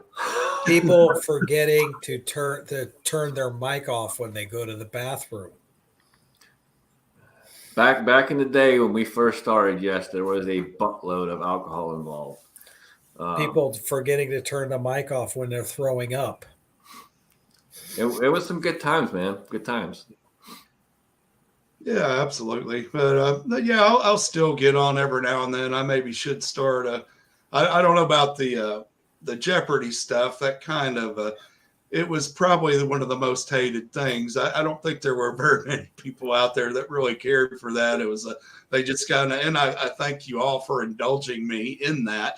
Everybody would kind of participate for the most part, but it was not the participants' favorite thing, I'm sure. Nah, man, it was a good time. It was there were some times it was kind of, a little iffy here and there, but for the most part, it was good times. And I think a lot of people out there in the side chat cracked up quite a bit on what was going on as far as some of the answers that people would come out with. Yeah, that was definitely fun because we could have done the same thing like with today's topics, and would definitely be a lot of fun coming out of that. There you go. Alan, you need to drink more water, dude. You're getting dehydrated. Well, I mean, Alan, if you're gonna take a shot, hang on, stand by. Let me go grab a glass because you're taking a shot for Memorial Day. I'll take a shot with you. Hang on. Yeah, absolutely. This right here, this is Starlight Cigar single batch rye whiskey. It is one of my current favorite whiskeys. It's got some great color. A buddy of mine, actually a guy that I work with, turned me on to this stuff. It is absolutely phenomenal. It is not cheap. But Starlight, if you're into whiskeys, Starlight is one that I'm actually digging.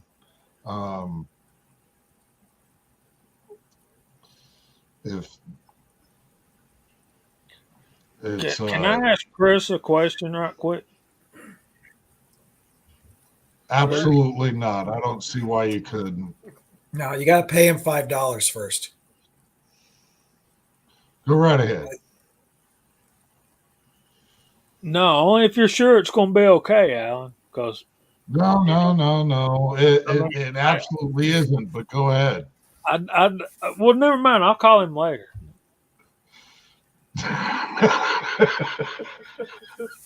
No, go right ahead. Go right ahead. What? I mean, what would Chris know that you don't? I was going to ask him if that pistol he was talking about was the Gerson that you recently got, and you've already put 500 rounds through that gun. Yeah, as of today, we did. Yeah, I'm All enjoying it. Alan, you ready, brother? Oh yeah. To our fallen friends, to our fallen brothers, to those that have gave it all, Slanjiva, the sun slept long ago.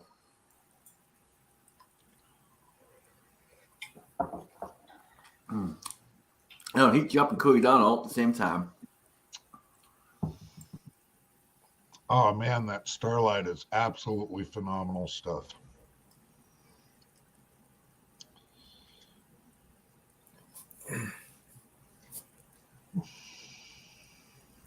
You guys were talking about the last 7 years and stuff. All the people that I have met, and it just all started out with doing these chats like this. And some of them actually went on ahead and they got really big channels going now, but they're all just people. And that's the big thing, man. And you know, I've had people ask me over the years, why haven't you done this or done that? You could be huge, you could be this, that, the other. For me, man, it's the people. Yeah. Like, I like everybody except that one guy, that is your six covered dude. Oh, wait a minute. There he is now. Hi, Rich. You know, we brother. do these chats every week, and we do it for the folks out there in the side chat and everyone else. And yeah, there it is. That's your six. Hey, Rick, what's going on, man? You know, I've met so many good people over the years, including the people in the side chat. And some of you guys I've talked to in email and stuff like that. And, you know, it's definitely a blessing to have all you guys around. It's changed my life for sure. It's been a huge thing over the years, man. It's been a long time of this stuff. I never thought I'd be doing this and making videos and doing live streams, and here we are, man. Wait a minute, you make videos too? Every now and then. Talking of which, my internet seems to be working better, so I don't know what changed. So hopefully, possibly tomorrow, I will try and get a video done on my other channel, get that up and going. And what do you got there, man? Hang on. There we go. Just a nice broadleaf St. Louis Ray. Is that a Honduran or is it Dominican? Nicaraguan? I believe it's Nicaraguan, but I could be way off base. There's SKS Hugo. He's been with us from the very get-go. Good to see you, man. So I know nothing about cigars. You know so much about bourbon, but you don't know nothing about cigars? They kind of go hand in hand. Yeah, you would think, wouldn't you?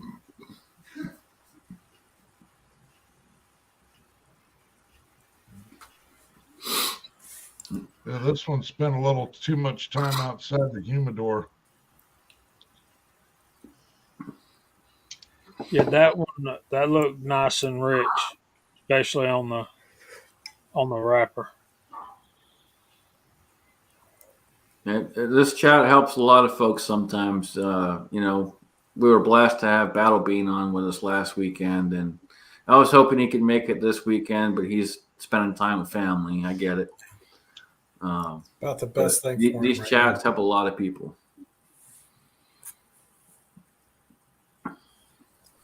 So 762, you've not been able to get Cubans in this country for a long time. Who was it that got them, bring them back over here? When did we start being able to buy Cubans again? Well, We I put don't a know base if in we. I Gitmo. don't know if we've been able to buy them, but I think the Cubans might be bringing them.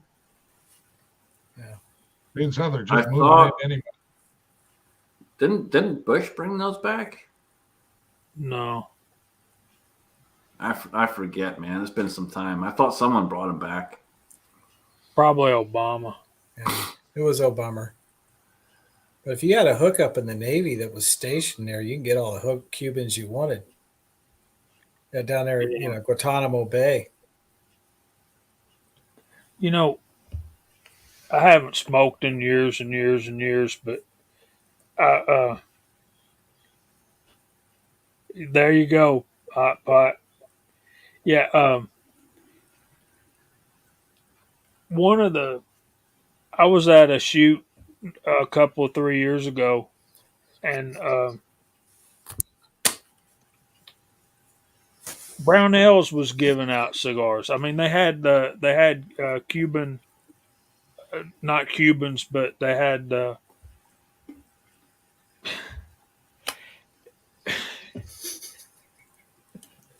cedar boxes. I got to quit looking at the side chat while I'm trying to talk. Hard to keep a straight face, right? I've never You're looked at a raging out cigar. there. I've never looked at a cigar the same since the Clinton administration. But anyway, yeah, the ones that Brownells were giving away, first one I'd smoked in years and years, and I was out of town with Chico, and we were having a good time, and I did smoke that one, and it was surprisingly good. Very very bold, flavorful, full bodied. Gets that pinch right there. You know what I mean? Right there in your neck.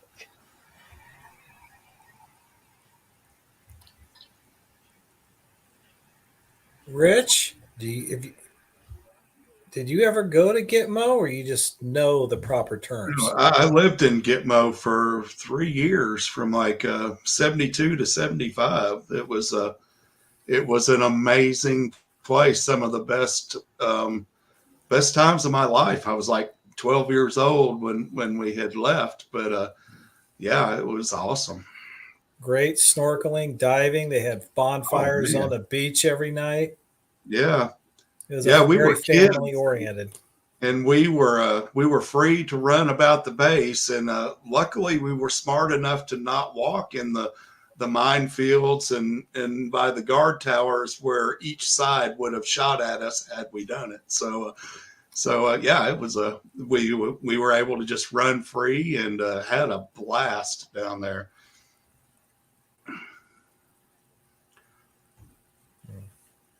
Yeah, sure was good times. Going to the ferry across there, and we did a lot of fishing. There was a canal behind my house, and me and my buddy go down there and spent just tons of time just down there fishing. No telling what you'd pull up out of that canal. Anything from a moray eel to a yellowfin to possibly a shark. Just you never knew. Yeah. I've known quite a number of people that were stationed there, and they had nothing but good things to say about it. Yeah, it was an amazing place. That it got a really bad name, I guess, because of what happened with it. I don't even want to say a bad name. It's just it's still a base, just like it always was, I imagine, but definitely not the same as it was 30, 40 years ago, for sure. Wow.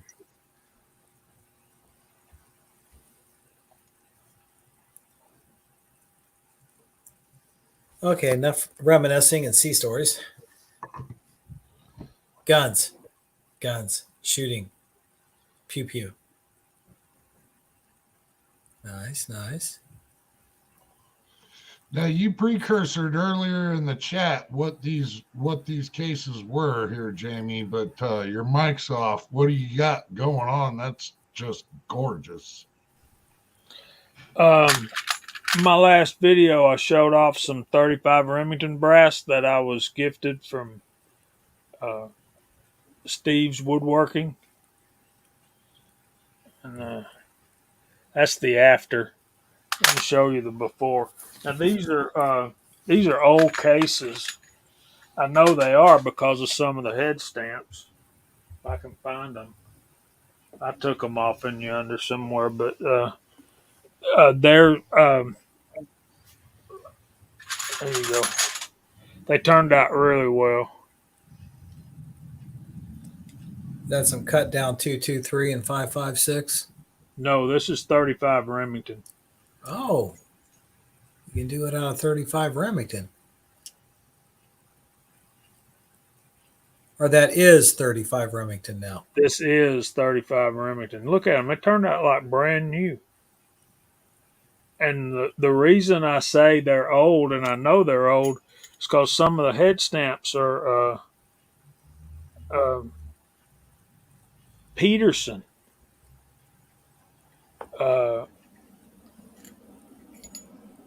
Remington UMC. Yeah. RP. There's one Remington UMC. But they have Peters. Some of them are Peters brass before Remington bought out Peters. So That's cool beans. Those are absolutely awesome looking. We got a question out there. Is it normal to get side eye for point shooting? Someone's looking at you weird for point shooting. That's their issue, man. It's point shooting is something that everyone should know. So if anybody out there has a spare set of 45 Colt dies, long Colt, whatever you want to call them. My buddy Thorzak would like to borrow some. If he's got a friend that he wants him to do some 45 long Colt for him. He don't have any dies. So if you got any spares, get in touch with me and I can get you in touch with Thorzak's. Dave, I tell you what, man, let me load up a bunch, and once I load up a bunch, I'll pull my dies and I'll send them to you and you can borrow them, brother. I know you'll take care of them and send them back, so I'm not worried about it. Let me load up a bunch and I'll ship them out to you. I got a bunch of bullets from CW and Mark, and I gotta work some runs up, but once I get that done, I'll ship them out to you. I'll text you. Now, the reason I asked about the 556, Jamie, is he said you're working on some 300 blackout. No, I didn't. You didn't? I thought you did. No, I would never say anything like that. 350 Legend, maybe. Yeah. I don't do 300 blackout, Daniel. Okay. Someday you've had one bad experience with it. Point shooting is a huge thing, and people need to understand that. And if you're out there, it was Kyle, like Kyle, if you're getting weird looks, man, don't worry about it. Just move on, because point shooting is a huge aspect of learning how to shoot and having a good understanding of shooting.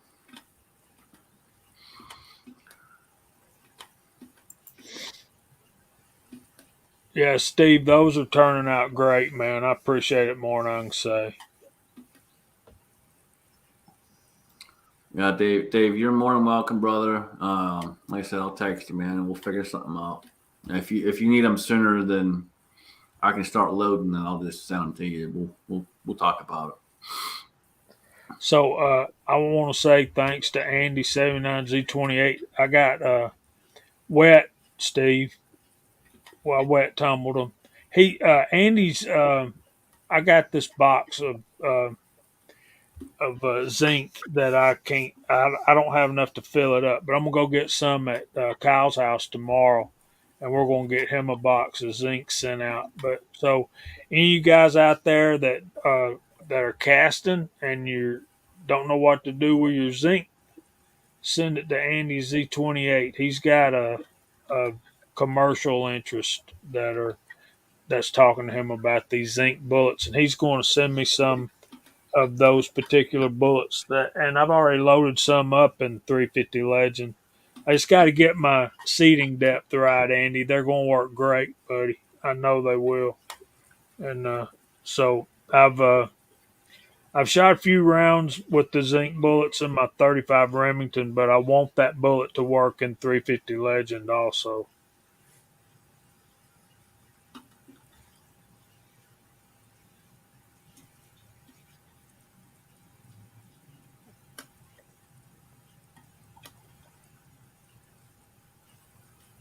All right, So, we got but Edward Petty out there. Might have a set of dies, so we'll all talk and we'll figure it out.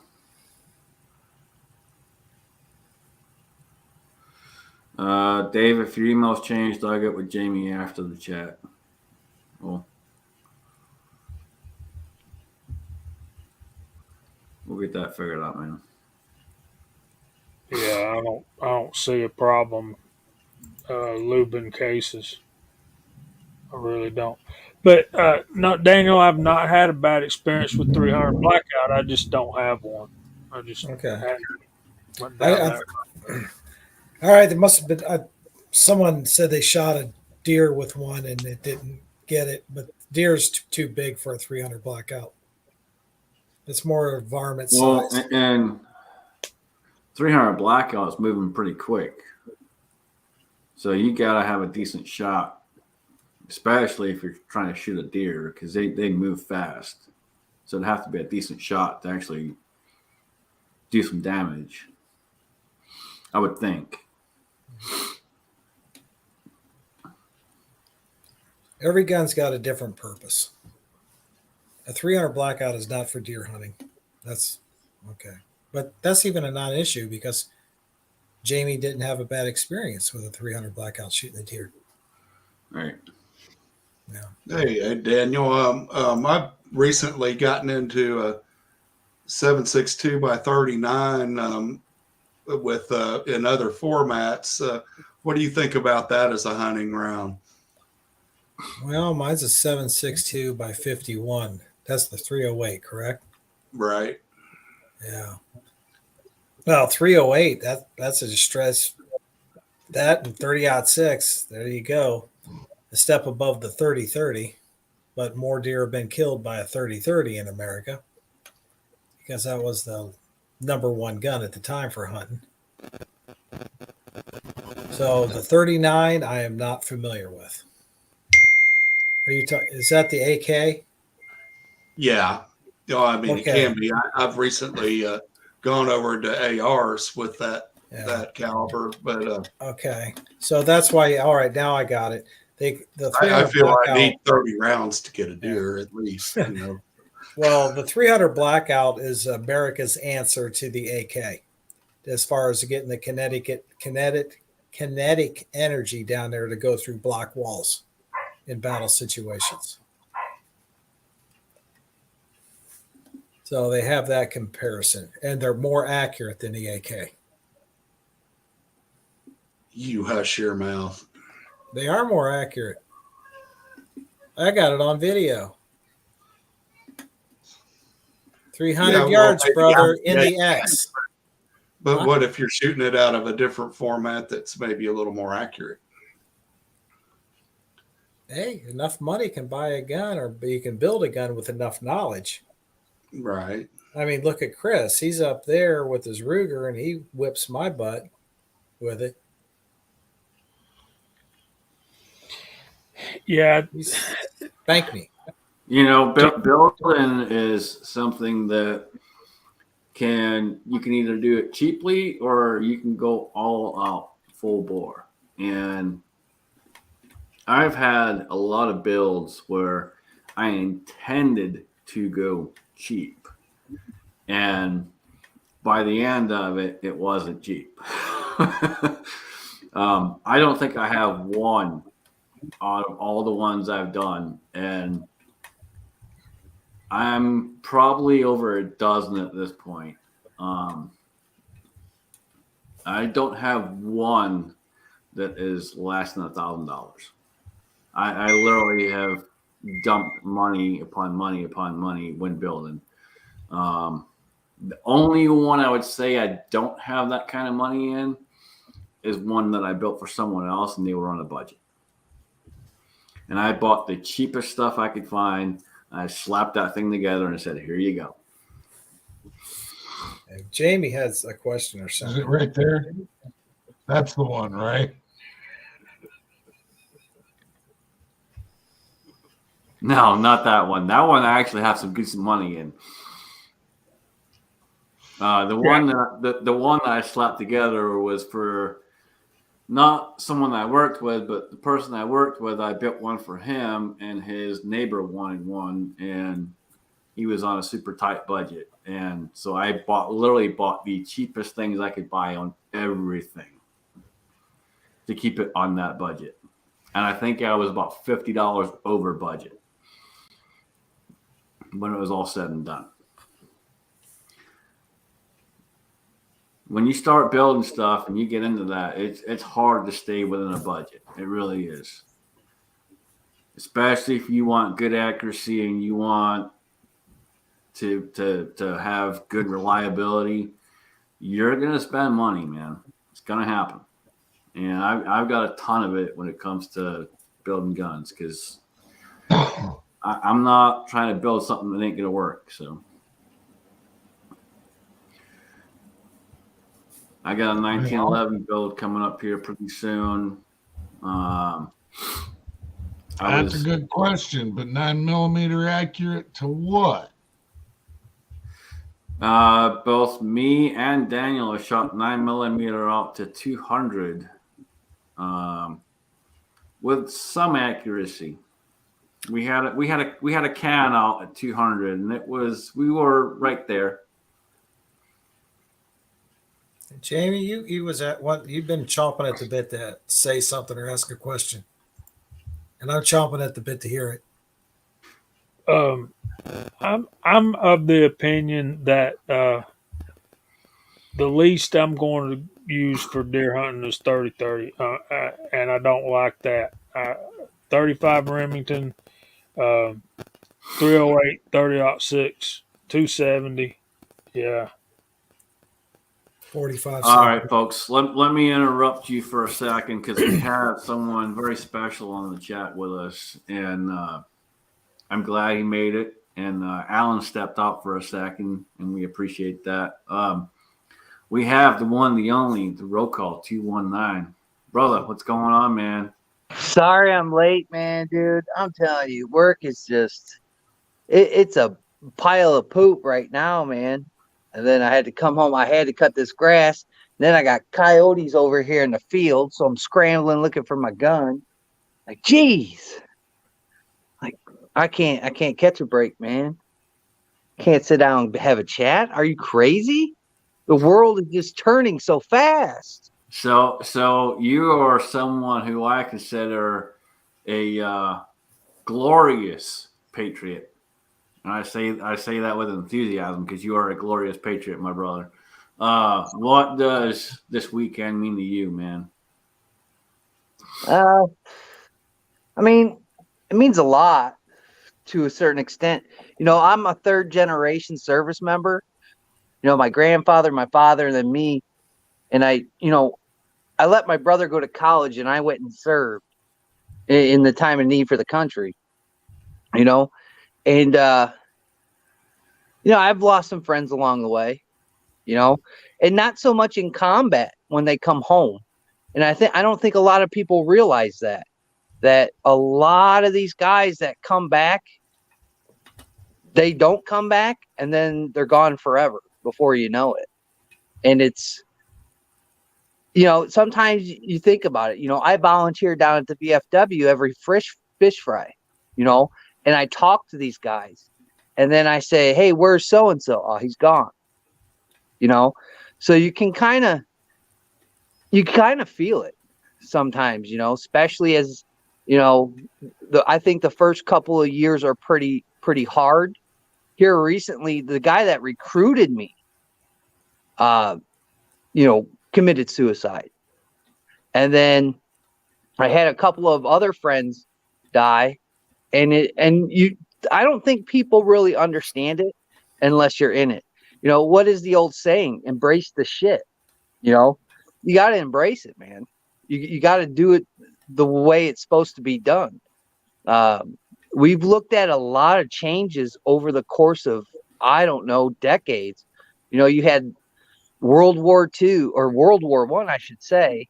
Then you had World War II, and you saw who was all getting on deck for that. And then as we progress throughout the years, you have, the Vietnam War. And look at the perspective that those guys went through when they came home.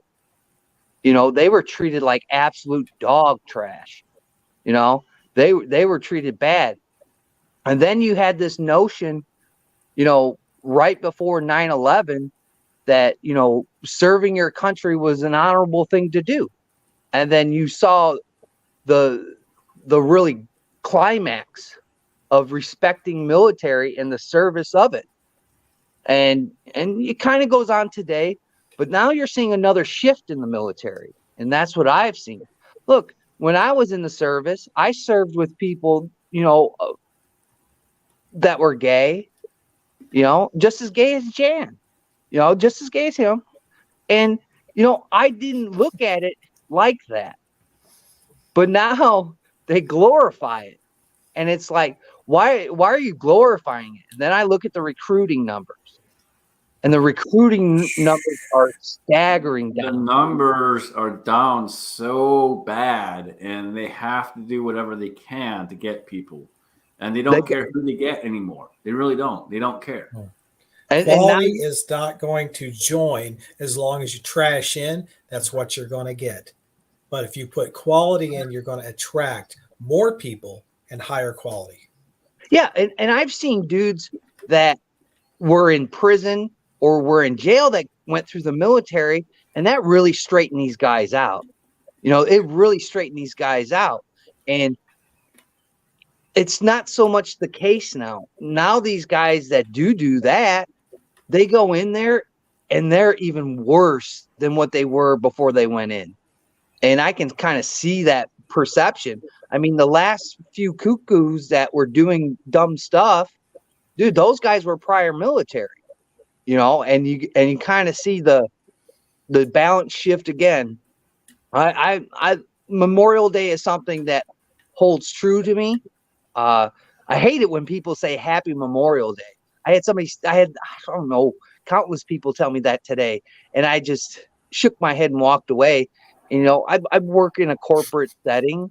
So, I mean, if I was rude, then, I believe I was rude for a good reason.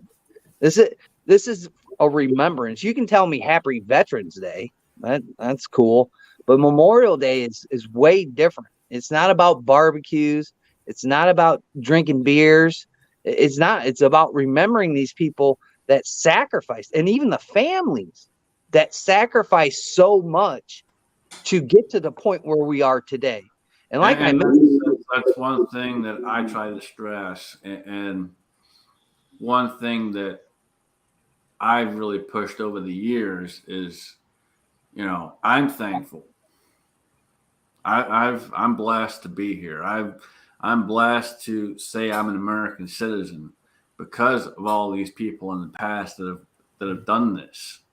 If it wasn't for them, I wouldn't have this opportunity. And I think that's what's missing out on this younger generation. You see a lot of people with pushback towards the military, so on and so forth. And it's like, you wouldn't be doing what you're doing, sitting on social media, criticizing, playing your video games, doing things that you're doing now without the multiple generations that have sacrificed to get us to the point where we are now. And again, there's not a whole lot of people joining the military, so the politicians can squawk all they want.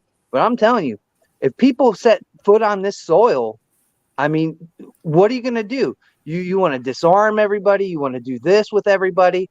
You know, we're more capable than when I look at the military and see some of the people that are running through there now. I mean, well, and look at things like what's going on with Ukraine, for example. That's a shit show. oh, did you hear what's happening in Afghanistan right now? Did you hear about that? China? With China? No. So, you know, a lot of people criticize Joe Biden because he left all the material there, you know, all the weapons and the trucks and stuff. And look, that was supposed to go to that government. You know, that was already allotted to them, and that government didn't work out. So guess who got it? The people that we fought for 20 years. So they have this great notion right now to go to the border of Iran, and they're starting to attack Iran. I watched a news article of it today, and guess what they're using? Guess what they're using? Shit. They're using our shit to do it. So I'm telling you, man, the world is wobbly, and I'm not the first one to say it. Do I think it's going to be a total collapse and all the doom and gloom and the shit storms? No, I don't think. I think if you look at this panel, we're more level-headed than the majority of people here in my county. You know what I'm saying? So I think we'll be in a good spot, but we have to find balance. And again, you guys know me. I'm not a Democrat and I'm not a Republican. I will vote those ways if that person can actually do their job and do it efficiently. It doesn't matter to me. See, You know, here's the thing, Rocco. We're living in the Matrix. We're literally living in the Matrix, and we have this guy over in that far corner right there. You look at him. Look at him, man. I know he looks He's like a the prime dude. example. He looks like the dude from Neo, man, and all the. Do you want the red pill? He is, dude. Look at him. Look at him. Look at him. That is Neo. It is Neo. It's Neo like 60 years later. Jeez. I mean, we are literally living in the Matrix. It's not a joke anymore. It's Definitely an alternative universe. I believe that's where we're at right now. There's just so much going on. It's hard to keep up with. There was somebody that had mentioned something earlier. I think it alluded to like showing. Maybe it was doing videos. I don't remember exactly, but something brought that to my mind. Where people are no longer they're like afraid. It's like I've seen like news reports like a headline. I don't read this crap, but I'll read like a headline. It'll be somebody saying, NBA basketball player flashes gun on Facebook. It's like they've made this thing.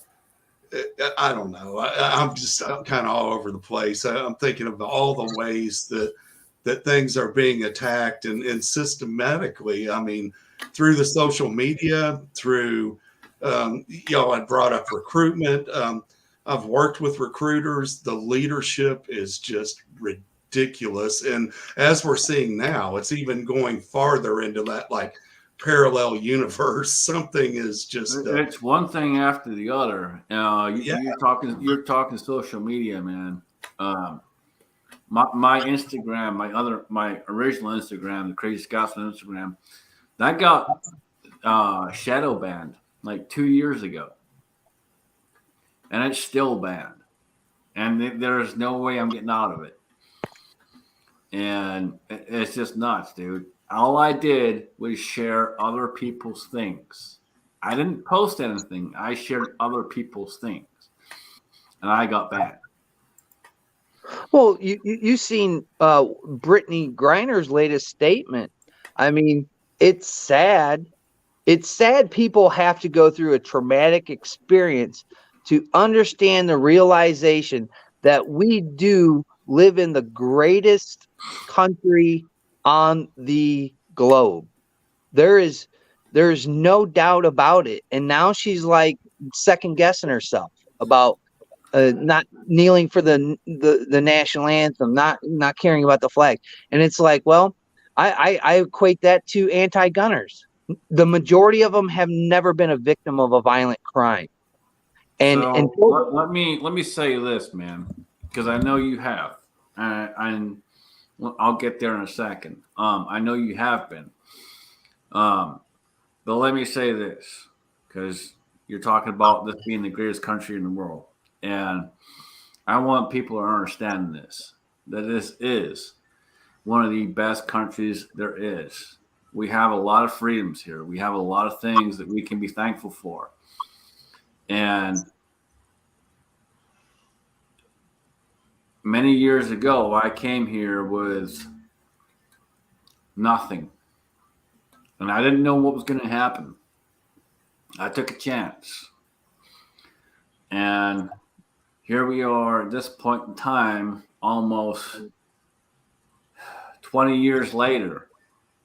Almost there, 20 years, almost 20 years later. And I have met some of the best people.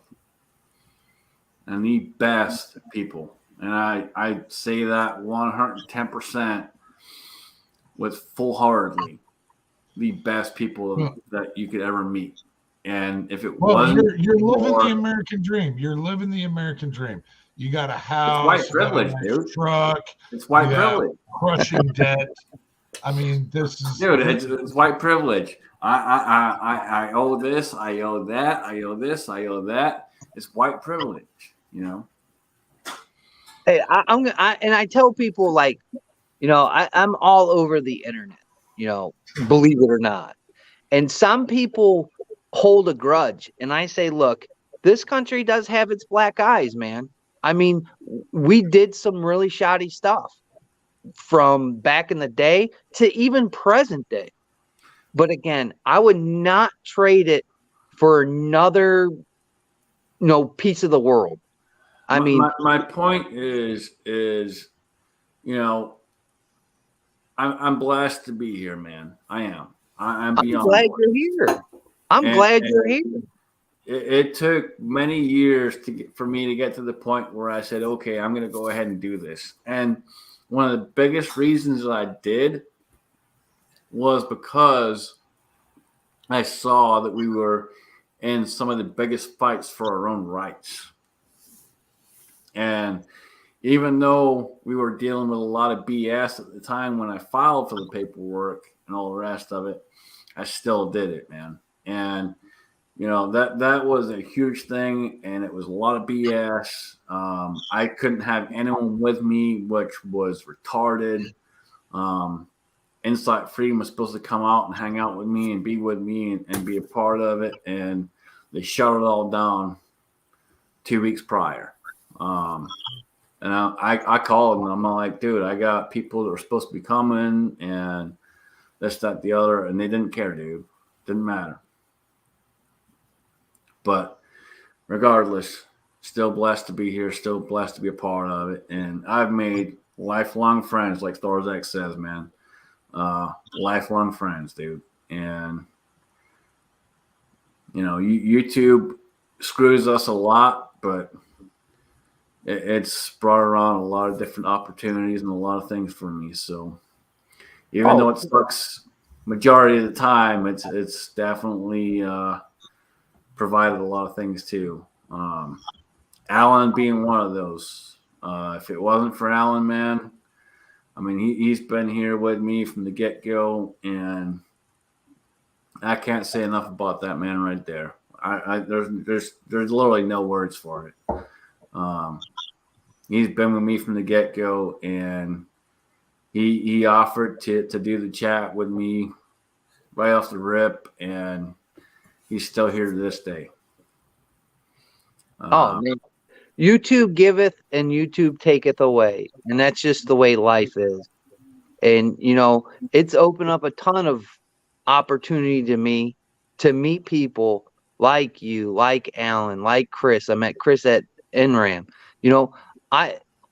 I couldn't fathom having to go to a bar every day to try and meet somebody new, because usually it's the same people every day and you probably don't like them anyway. So, I mean, it really opens your mind that there's bigger things out there. There's a lot more like-minded people around. You may not get along with everything these people say, but in the end, I mean, you cannot fathom what you're living right now when you're in gun culture. There's so much to do. There's so many benefits. There's so many little perks that go around with it. And then the friendships and then the people you hang out with is a bonus. And it's a bonus, and it's a nice juicy bonus. Like when you weren't expecting a bonus in life, that's what you get when you meet people like your guys' selves on the internet.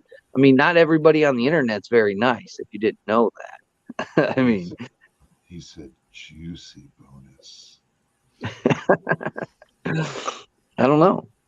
I just think today's is a special day. I've met some absolutely phenomenal people here on YouTube, and I have yet to actually meet Roll Call in person. It's probably a good thing, because if it wasn't that he's so damn sexy, I probably would want to steal him away. But no, that's not true. He's probably one of the ugliest guys I've met on YouTube. But I like his personality. That counts for something, maybe. Well, I'll tell you, Alan, it took the old lady 16 years to marry me, so you got a long way to go. You got a lot of work ahead of you. Yeah, a lot of work. No, roll call is it's heck. I've been talking to you now for what, at least probably 5 years or so. Somewhere 5 or 6 years, yeah. At least that. And dude, you are someone that I consider not just a patriot, but someone who has such a great love for this country and understanding of what this country is supposed to be. Don't have a dream. And you say it how it is, dude, and that's what I love about you. You just let it rip, and you're the same way as me. You don't care, let it rip.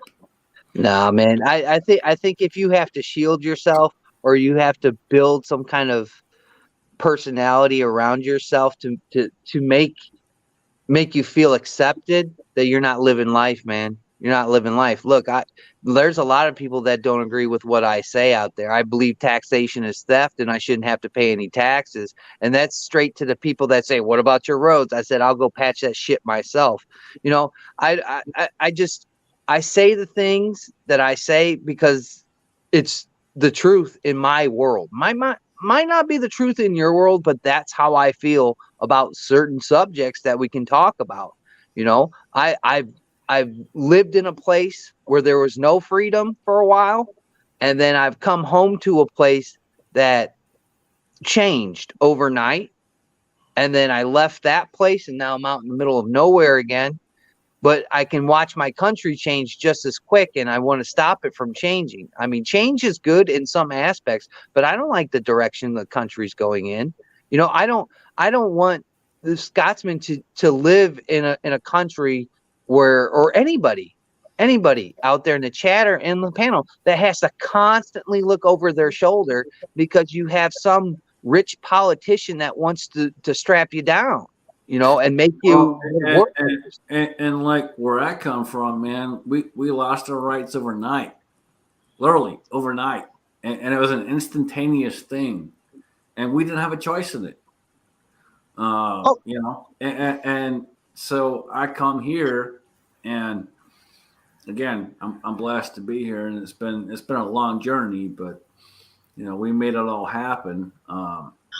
But I understand losing it all overnight.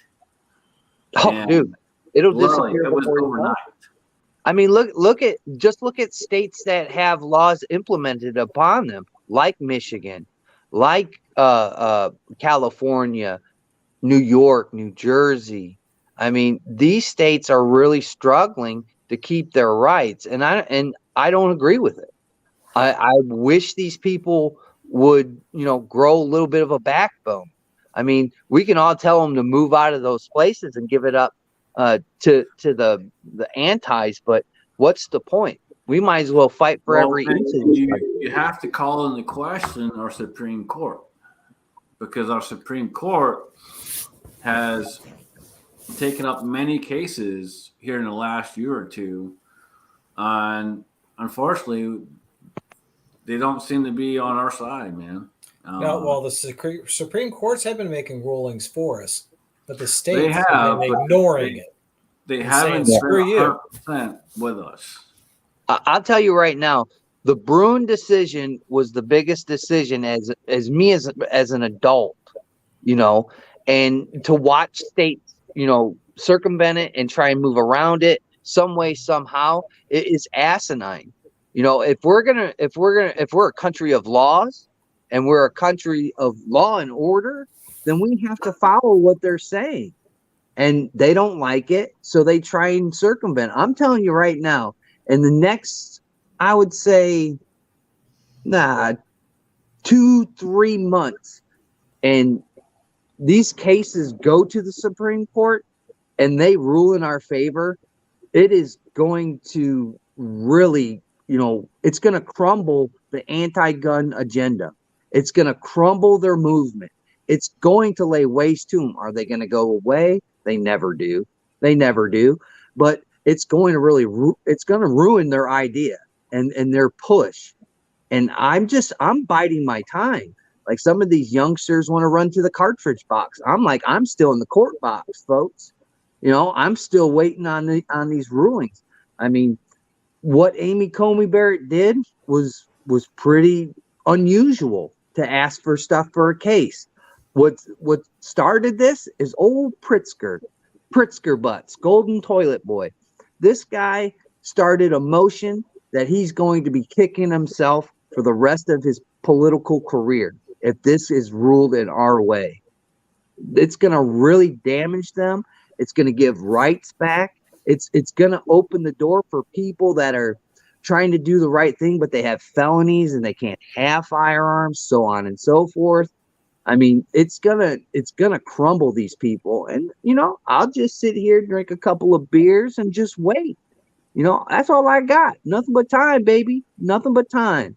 And that's all I have to do is sit here and wait.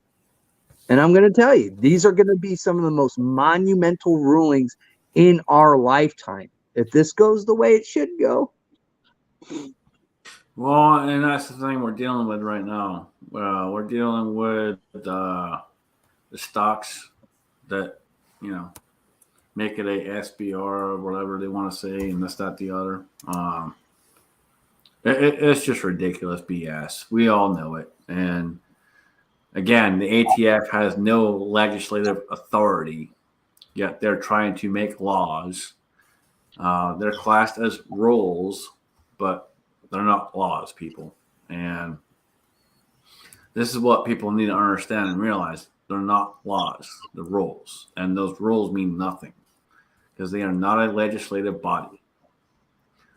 And unless Congress or someone else comes together and says, hey, this is the law, it ain't a law. Well, and of course, they're not going to do that right now. They're too preoccupied. And to say that it wasn't timed ideally would be the understatement of the year. It was timed perfectly. They knew exactly what the fuck they were doing. The fact is Congress is not going to act on it.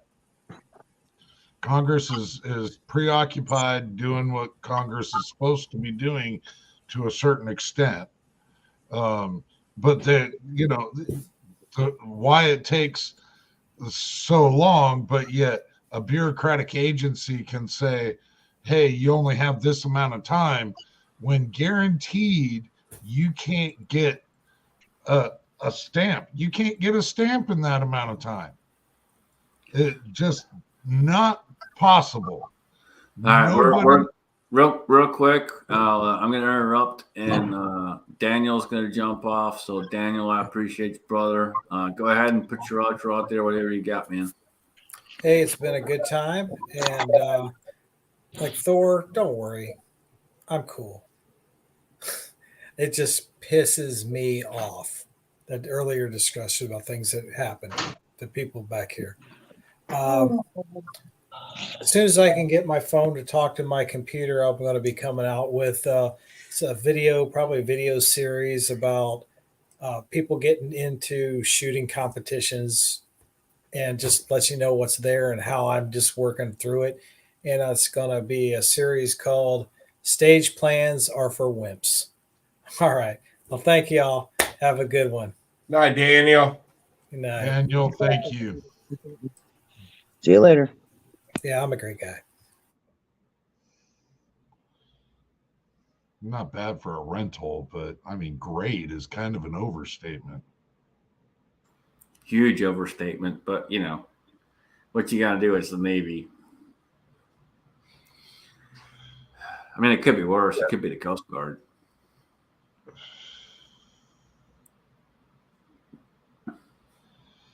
Yeah, well, now we have these injunctions coming out. So now it's if you're a member of the Firearms Policy Coalition, you don't have to abide by this. That you're on the stay, and I think it's absolutely phenomenal that the judge didn't put a date time stamp in that.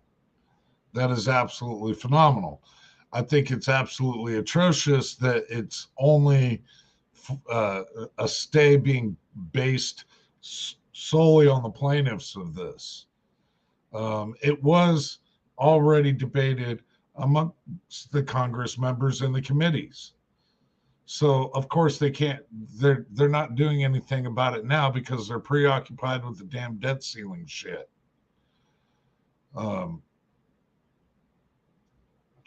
So are we going to end up seeing something about it? Not in the time frame that we need it.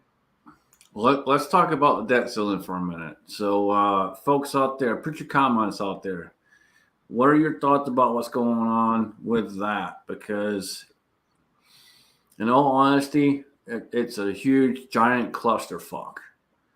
Clusterfuck is the best term I can come up with.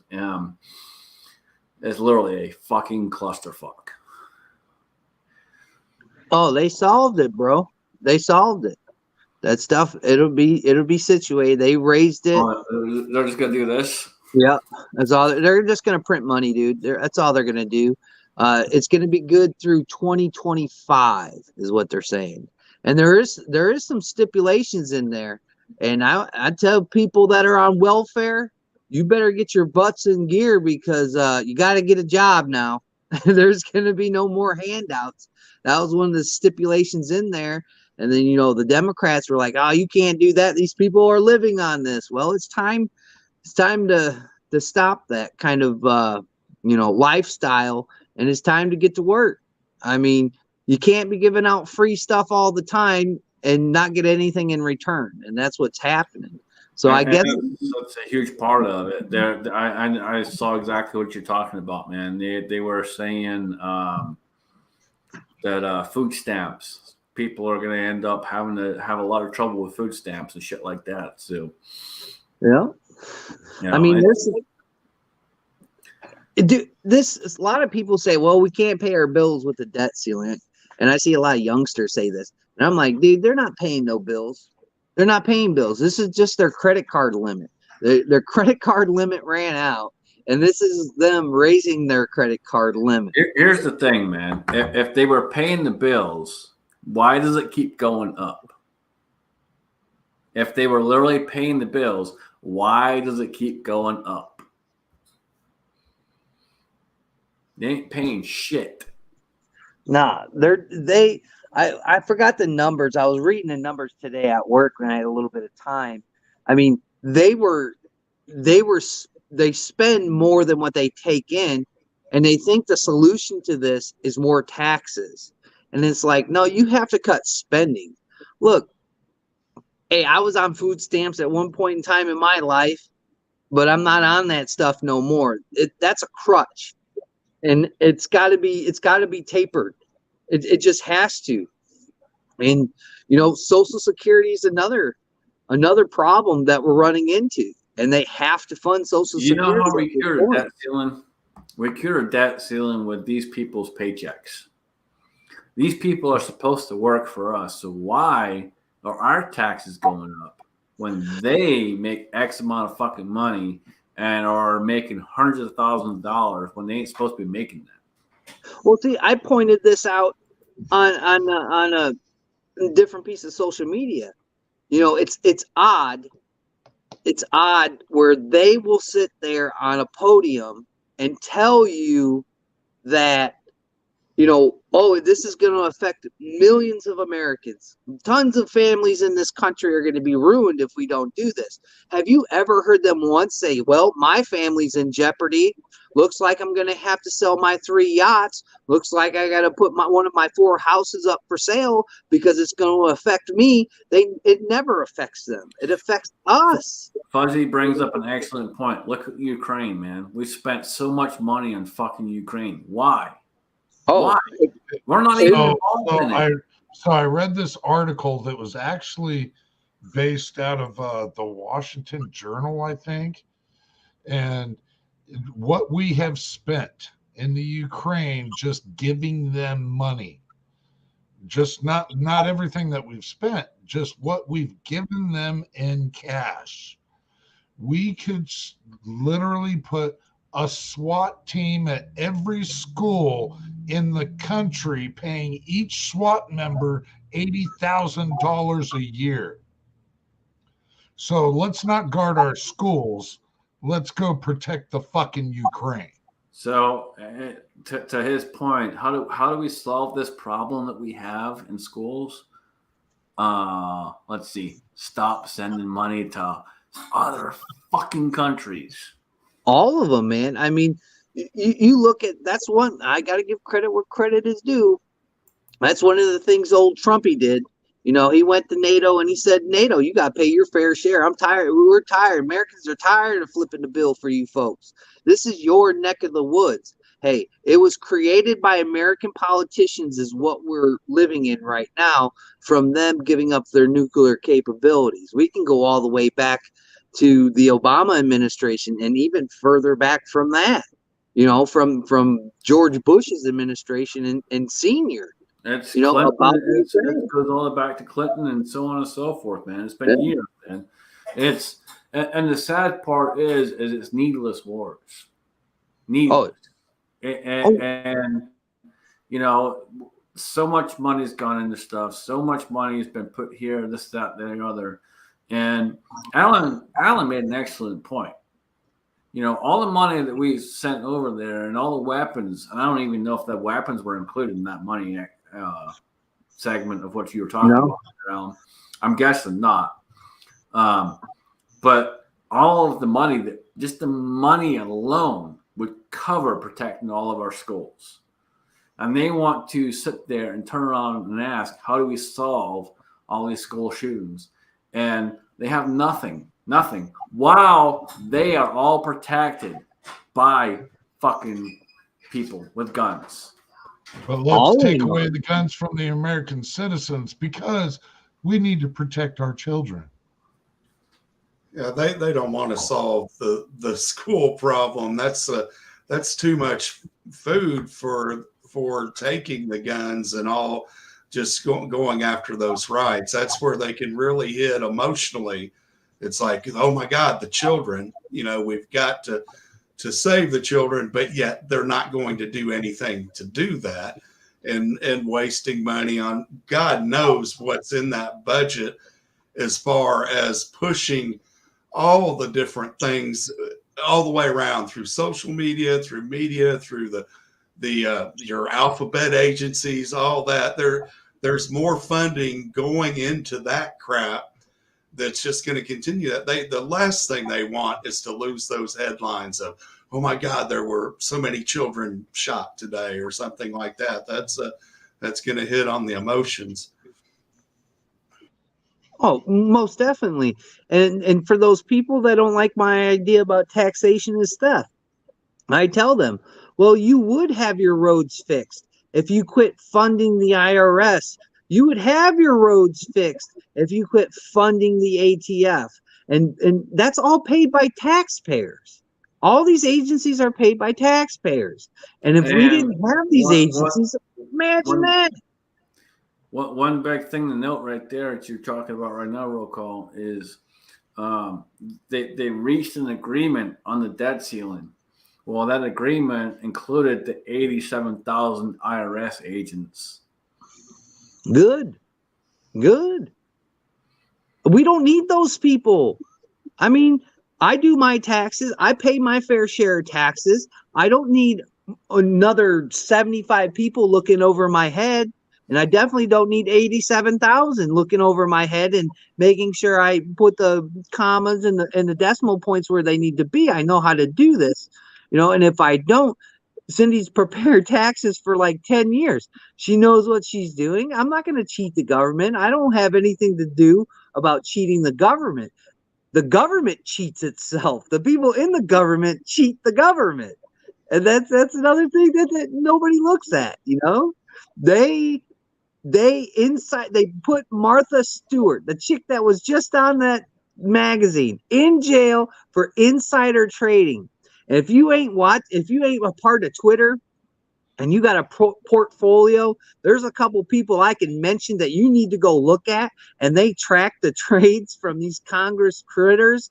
And I'm going to tell you right now, you'll make a lot of money following their trades and their instincts. I'm telling you that right now. But again, hey, what do I know, right? I'm just some peasant that lives in the middle of nowhere, you know?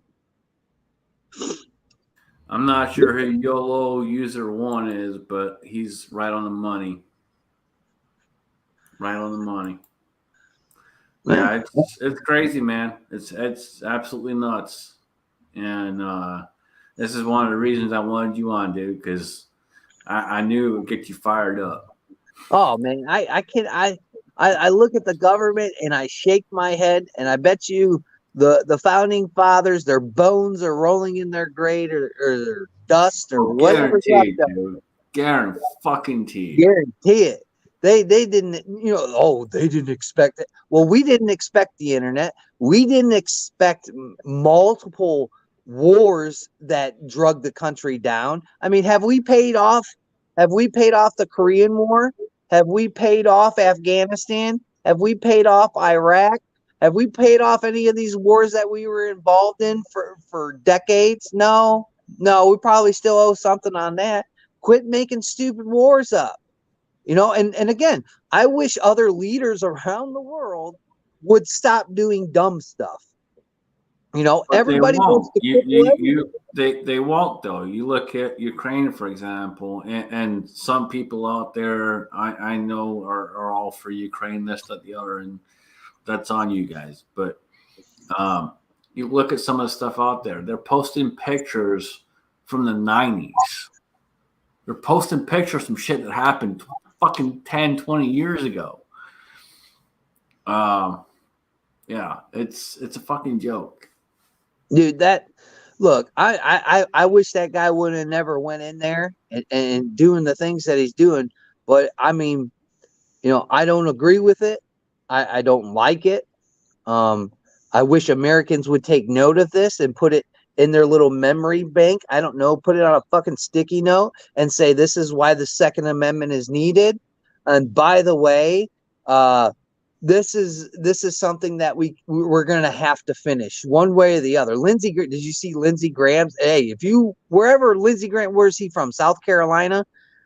You need to start vetting your candidates, because he said a lot of damaging stuff over there, meeting old Voldemort. And I'm going to tell you right now, those are the people that you got to get out of there, and you're going to have to vet your candidates, because that guy's mouth, I don't know if he was drinking that day or what.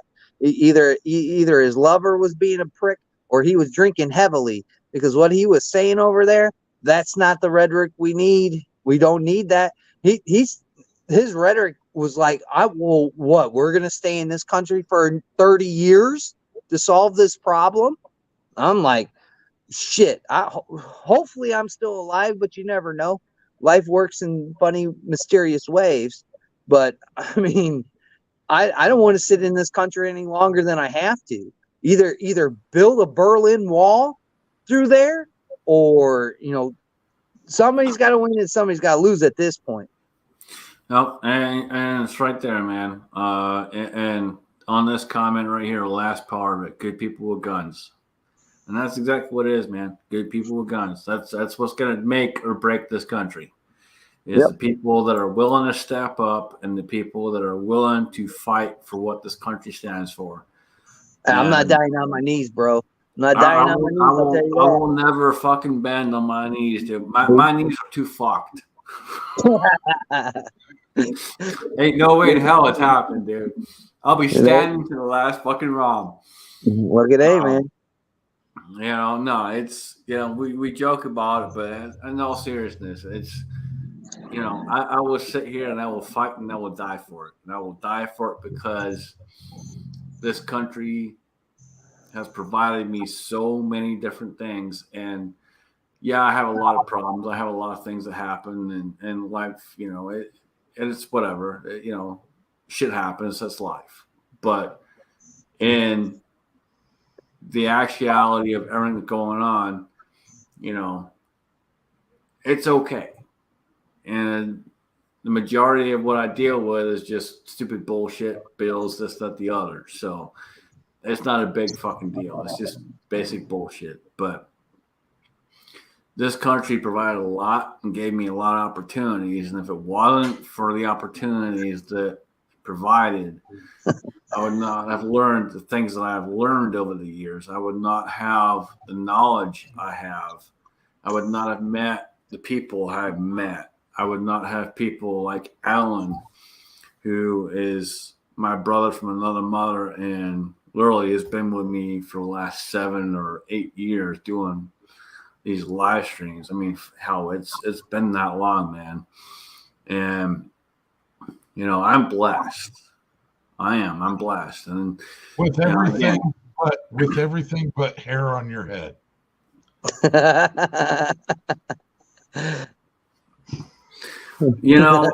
And that's okay though. That's okay because you know what? I got a Mr. Holster hat on my head, and I'm blessed to have the Mr. Holster hat. So, we deal with what we got to deal with. So, and a lot of it started because of Rich. And again, so Rich, thank you, brother. If it wasn't for you, I probably wouldn't have met so many people, man. Yes, the great white Morpheus. He literally introduced us to so many people and brought us in and helped us, man. And between you, KB, and Is Your Six Covered, and a few others, man, literally, it's all you guys, dude. You made it happen. I'm definitely appreciative that you all are keeping this going, and that many of those people you mentioned are still doing it. We need to normalize this because there's so many people that just have no clue, that we even have rights like we do. I can remember even back up until like 9/11, I never really looked into like really getting armed seriously or anything, but that changed a lot for me, and I learned a lot in a very short period of time, and we've got to still keep pushing that out there and trying to teach people because they are coming over. It's just it's taking time for the shit to get so much worse and for them to realize, hey, my life is not like it was, and we need to do everything we can to try to alert them. And I'm afraid that a lot of it, with the shadow banning, all that, I get it that it gets cut down, but that doesn't mean we stop trying and keep putting it out there and one person at a time. And if we can alert them to what their rights are and that they don't have to put up with this bullshit. And that's it, man. We have to, like, we have a permanent strike on this channel. And the permanent strike we have is because we were talking about the election. and that's never going away. It's literally a permanent strike. That's crazy. Yeah, it's just insane. And my channel's been basically killed. You would, if you were to look at the numbers, and it doesn't matter whether I put out videos, it doesn't makes no difference. It's been just basically shut down almost entirely. It's like it's just ridiculous. But I'm not gonna stop. I'm not gonna stop putting shit out. I'm gonna do whatever the hell I want as far as long as I can, and at least try to show people that yeah, this is okay. It's okay to defend yourself. It's okay to not be happy with your government. It's okay to there's so many things. It's not even just guns. I mean, it's everything that's being hit. We started seeing a lot of people come to open their eyes when COVID started. I mean, you saw the amount of gun sales just start going through the roof. All these people that all of a sudden were like, I've been opposed to guns my entire life. I feel like I need to go buy one now because I'm going to need to defend myself. I'm going to need to be able to defend my family. And that's, part of what the Second Amendment's about. It has more to do with tyrannical government than anything else. But I mean, we saw what happened when people started to open their eyes to the realities and not just the political Kool-Aid that they keep feeding everyone. We got GGW Outdoors out there bringing up 9/11, and 9/11 for me, I remember that big time. I was in college, and I got home from college and saw it on the TV. And what hit me the hardest was not the fact that the towers were falling. It was seeing everyone come together. It was seeing the people stand up and fight for each other. And that is one of the biggest things that made my decision come here to the U.S. A simple thing. And that's no lie. Literally, it's no lie. I saw that go on, and I'm sitting at home watching this on the TV, and it was nuts, man. It was insane to see it. These buildings are falling. This is going on, that's going on. But the biggest thing I saw was all these people coming together. And that's America. Yeah. That screams America. It was great that we did that, but they also took the emotion of that and then passed the acts that hurt us more than anything. But probably what my major impact for me when that happened was, especially on that day, and I went out just like to get gas, and people were basically not any different than they are today. People were very escalated. I noticed people getting really irritated. Oh, I gotta wait in gas because I don't know what the hell's going on. Well, we're like that 24/7 now. And because we've lost those rights that got passed utilizing that emotion, that was great that we came together. I truly believe that it'll probably take something major for us to come together enough to cast away some of the shit. Yeah, they threw out the Patriot Act, and the Patriot Act changed a lot of things. Oh, absolutely. At that time, when I saw that and saw what happened, it's like, it's time for me to get armed in a big way. Because I wasn't here at that time. I didn't come over for another few years, but it opened my eyes. It really opened my eyes. And again, I saw the people come together, and to me,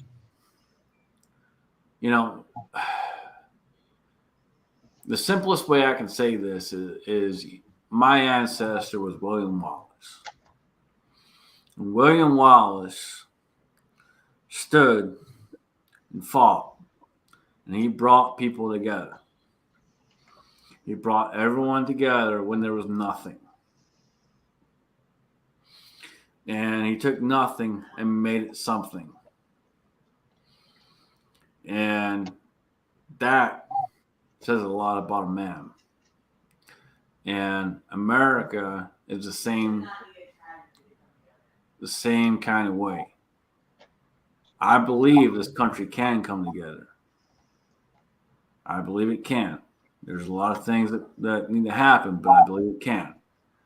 And so I look at it in the same kind of light.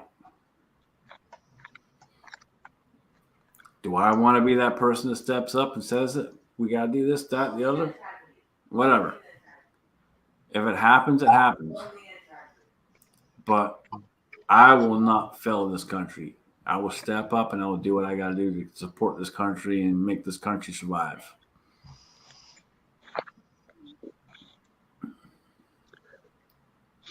Most definitely. Most definitely. I mean, again, you can see some attitude shifting in society now. I see it all the time. You know, working retail is kind of tough nowadays. But I still got people coming back to the gun counter that I saw during the Coco. You know, these people learned their lesson, and I think more people should start taking that kind of, you know, stance in life. Like, okay, we got out of that, but I think you should learn your lesson when these trials and tribulations hit, and especially when they hit home. And I see a lot of that out of the customer base that I work with. And, you know, it sucks that it has to take something really traumatic for us to realize how important we are, not the government, but how important we are. We make this country. They do not. They try to, but we make this country. And if we can't stand together, no matter race, color, and creed, we'll never survive. We will never survive. We're always going to have our difference of opinions on subject matters that come up in society. But There's a huge reason it's we the people. Yeah. And it's not we the government. It's not we the fucking this, that, the other. It's we the people. And yeah. When people understand this thing, when they understand this little minute thing that they refuse to understand and can come together, that's going to make the difference.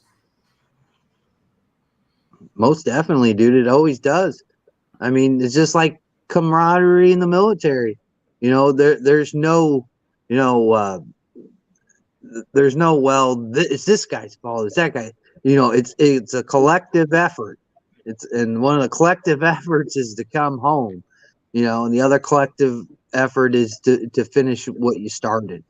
And I think that's missing out of the population right now is the collective, you know, agreement that we as a people have to stand together and do what is right for this country. Because if we do not, we see what kind of things politicians do, and it's very bad for the country.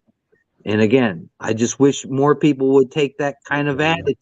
No, not so much different parties or, you know, who their favorite Congress critter is.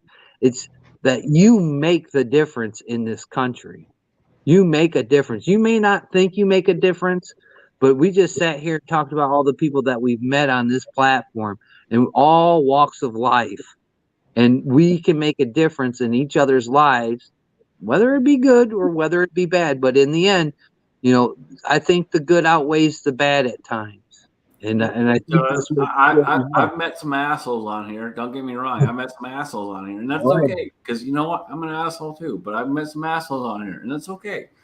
But at the end of the day, I've met way more people who are excellent people and people I consider family, and I'm blessed to know. it's an awesome thing that we have here. YouTube tries to screw us constantly. It tries to fuck with us and do this and do that, and we're in a constant battle. But that's okay, and it's okay because we will never give in. We will always fight, and we will do what we have to do to make sure we stay here. For sure. Totally agree. Yeah, we've got to find consequences for these people. They work for us, and somehow that's gotten turned around where they feel like we're working for them, and that is not the case. And the reason is no one faces consequences for all this crap that's going on. It gets found out. I mean, just an example, just like meddling with the election that we had last time. That's been proven now very far into that. It's been proven that all the way around systematically, it's been proven that they actually truly colluded it together to form the way the election turned out. I mean, you look at like Biden, he's no different than he was 4 years ago. He's not any different cognitively, but he still got elected. There is no fucking way we're that stupid of a people to have a leader like that. And I was saying this 4 years ago, long before when he was being elected. It's just insanity. And how these people are still able to be in there with no consequences for what I guess they say now, well, there's no real illegal shit. That's bullshit. You cannot form an election, or decide the outcome of an election. It has to be illegal, right? And there's many ways it was done illegally. And maybe I don't know. I may be going too far. Like, oh, he's an election denier or whatever. It's just we are not that stupid of a people overall. There are people that are obviously whatever the fad is or whatever the mob is putting out there and on one side and people will believe it and take it, and then it's disproven years later. What the hell? I mean, how are we going to get just take and at this point we're probably already fucked, but whatever. It doesn't matter. Take the Russian collusion, for example. The Russian collusion has been disproved so many fucking times in the last year, just for example. There's been report after report after report of, yes, it was fake, this, that, the other. So, you look at things like that, and then how can you sit here and say that, yes, he was voted in 100% correctly? There's no fucking way. None. Well, back to the Russian collusion. So the main guy that was in charge of investigating if there was a collusion now has been brought up on charges for colluding with the Russians. So, I mean, that got swept under the rug in the national media really fucking quick. It came out and then it was gone. You didn't hear anything more about it. And that's the thing that a lot of them are preying on, is they prey on the fact that people have attention spans of fucking hummingbirds. It's a literal thing. And Rokow was laughing, but it's a literal thing. They're literally sitting there hoping that you have the attention span of, hey, here it is. Oh, it's gone. That's what they hope for. That's what they hope for. And you're coming up with 5 different big issues every day, so it's to keep distracted. It's even like, I hate to even mention this, I could give a shit about the tranny stuff that's going on and all that. There's not enough people there.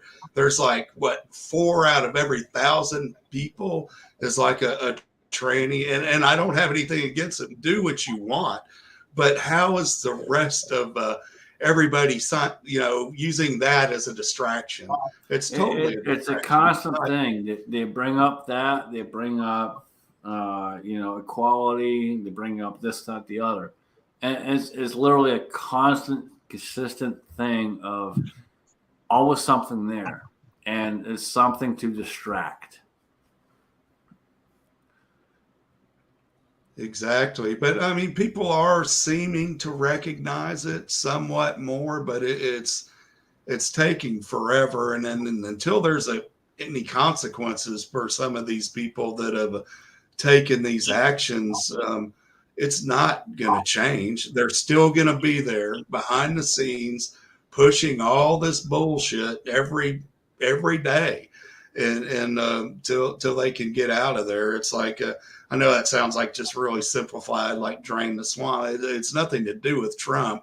We've got to get these people out of there. There's no business in ideology in agencies for the government, especially like the Department of Justice. My God, how powerful is that, right? Well, and you bring up an excellent point, man. I mean, how do we, as we the people, how do we turn around and stop them doing the things they're trying to do? Because we are the ones supposed to be in charge. How do we turn around and change this? Well, if they're going to provide a distraction, can it include more cleavage? I'm just saying. We could I could squirrel out on a nice cleavage real easy. I don't know what's happening around me. Damn, look at that. I mean, if you're going to distract me, use more cleavage. Well, absolutely. Sex sells, so we should be utilizing that to our full advantage in some way, for sure. And in all seriousness, though, how do we figure out a way to get the government to stop the shit they're doing and stop taxing us so much and stop doing the things they're doing to the point where we can actually move on? There's no true way of being able to do it. The fact of the matter is if there's money and power involved in any position of the government, it's going to be corrupt, period. What the forefathers should have put into place is that every single one of these fucking drain holes should be getting paid nothing, or I'll go ahead, people do need to make some money. Let's give them federal minimum wage. Okay, so if you're a senator, you're a congressman, let you make federal minimum wage. And you have to punch a fucking clock like the rest of us Americans. So you can actually account for the hours that you're putting into your job. And that's not, I have to go to this benefits ball. I have to go to this meeting that is basically a $50,000 a plate event. No, suck it. Take the money and the power out of it. That's the only way it would happen. But that's not going to happen. There's no way to be able to do it. Well, look how far it's gone. Like you got this dude that was the head of the ATF to go and testify in front of Congress, literally lying. He went. The rule was written. I don't want to get the whole pistol brace thing started, but the rule was already written. He was obviously too idiotic to remember what the rule was and made another statement. And then so he actually, what is it when you lie to Congress? What does that say? I can't even think. He perjured himself. Yeah, he committed perjury. Will anything ever happen? Not a damn thing. And until we start taking these things and making it like you committed a crime here, you're not above it. They should be below us. as far as that goes. Well, look at Hunter Biden, for example. He's probably going to get pardoned. And why?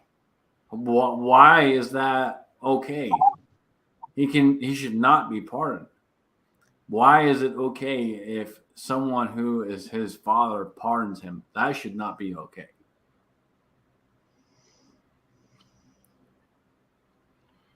Yeah, absolutely. He's got charges that are felonies that are easily proven, not counting all the other money, and that I mean, they were talking what, $9-10 million gone to, like, you know, several different family members. How is this happening? I mean, I remember when I was growing up, I was just becoming alert to politics. Watergate was the biggest thing on earth. The president quit over it. You know, it was like, it was this huge thing because he knew shit was coming. Something would have happened where he would have been put out. And Watergate is nothing compared to the things that we're going through today with as far as where they can, like we were talked earlier about the Patriot Act and things like that, where our rights are being just so eliminated. It's just, I don't know. I just don't get it. I don't know what it's going to take to change that culture where these people have to be accountable for these decisions that they make or for the words that they say. They tell us words are important, right? Well, you say words in a certain situation when it's dealing with a legal matter, it should be accounted for. Exactly. I mean, there's a lot of things that they do. If I would ever do in my life, I'd be locked up. And I think that's one way you change this stuff is these people need to go to jail. They need to be put on trial and, you know, speedy and efficient, you know, give them their due process, and, you know, they have to suffer some kinds of consequence. But the problem is they're all friends. That's the problem. They bail each other out every time there's some kind of scandal. It doesn't matter what it is. You know, oh, they're going to bail him out of that scandal, and he's never going to see charge. Remember Enron? Remember that company? Remember that? Nobody went to one dude. I think one dude went to jail for that, and it was a guy that had really nothing to do with it. All he did was grab this and pass it to the other guy that was actually doing the scamming for Enron. I mean, dude, it's gotten to the point where, you know, power corrupts, and absolute power corrupts, and what I forgot the saying is, but it's just they get to the point where they're so high on the totem pole that they feel like they can't ever get knocked off, and every time they do something that would potentially knock them off, their friends bail them out. And I'm really tired of the chumminess. You know, one minute they're sitting on the floors of Congress yelling at each other, the next minute they're having dinner, or they're going to some kind of function together. These people are all together. It's political theater. It's just like damn. It's like a reality show, and you're exactly spot on. They're back in the back rooms eating nice meals and you know, just laughing it up, having a good old time, partying with each other, all that. It's but then they come out with the theater and everything that keeps us so distracted to where we can't focus in on any one thing because you got 10 more things coming tomorrow that we've got to try to look at and fend off. And it's insanity. Did you see Maxine Waters the other day? Have you seen that video clip yet? I highly encourage people to go look at Maxine Waters, and she's not the only one. Especially the guy that was talking about Guam, Hank Johnson, that guy too. I mean, how dare these people get into a crowd of people like Maxine Waters did? Tell these people to go home, let alone they were all homeless.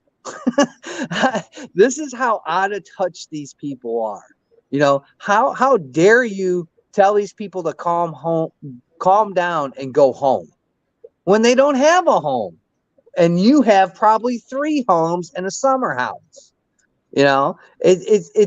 It's devastating to see what these people have become. Because I remember back in the day, some of these folks, gotta give credit where credit due, they were pretty good, especially for civil rights and things like that. But some way, somehow, they have off to left field they've gone, or off to the far right field, and they've never come back. They never came back to what their true principles were.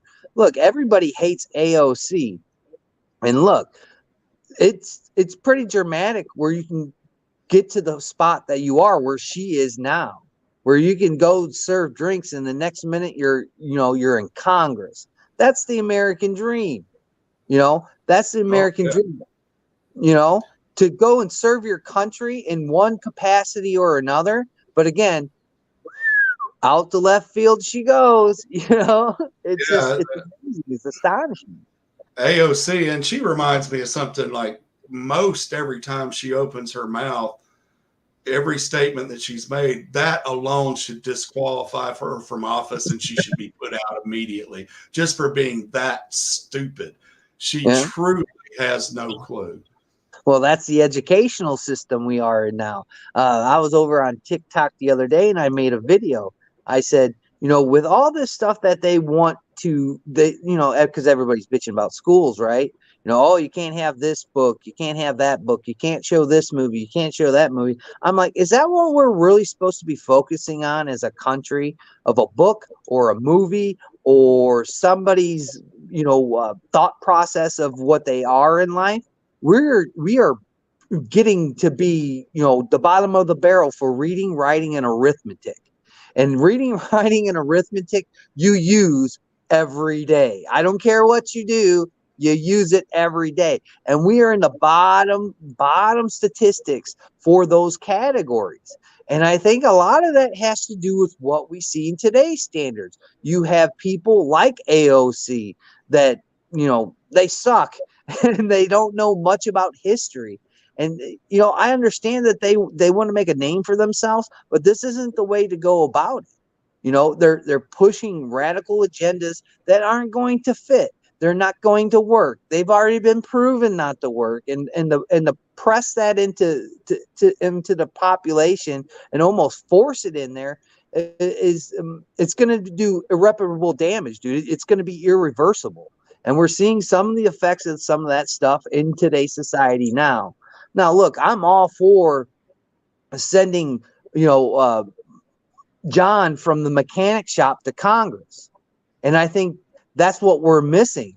But it takes so much money. Shit, even your local elections, it takes so much money to get elected. I mean, I've never seen somebody fight so hard over the presidency of the United States throughout my lifetime, and they give you a measly $500,000, for your paycheck, and people in Congress are making millions upon millions upon millions a day, and you got these guys fighting over this measly $500,000, and that gets taxed anyway.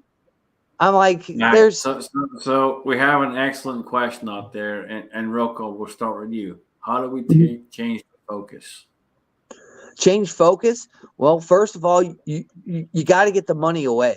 You got to make it easier for normal human beings to be elected. Again, I give credit where credit is due. AOC was a bartender. She got elected to Congress. Some way, somehow, she got in there. And I mean, whether somebody, kind of gave her a little push or shove there, there you go. I mean, yeah. But you have to get people that are of normal capacity. These people that sit in Congress for 60 years, for 40 years, and we can't be having that. Am I suggesting term limits? Not so much. Well, maybe age restriction. Look at Dianne Feinstein. She was talking to people and they were asking her, where you been at? What have you been doing? Why haven't you been in Congress? She's like, I've been here the whole time. I have never left. I've been doing stuff. And they're like, no, you were in the hospital. No, I wasn't. Those people, that's your problem. And then these people are the people making laws. These are the people making laws. And special interest, either Republican or Democrat, has a huge effect.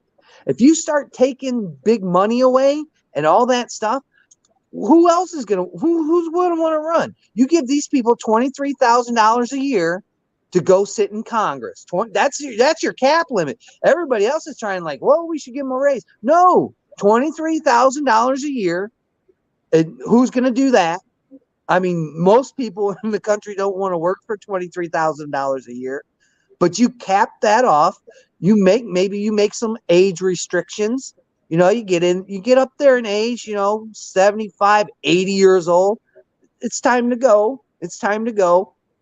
But you cap all this stuff off. Money drives politics. When my mom was running for the township trustee, boy, I was wondering why we were eating cereal with no milk, because we didn't have no money.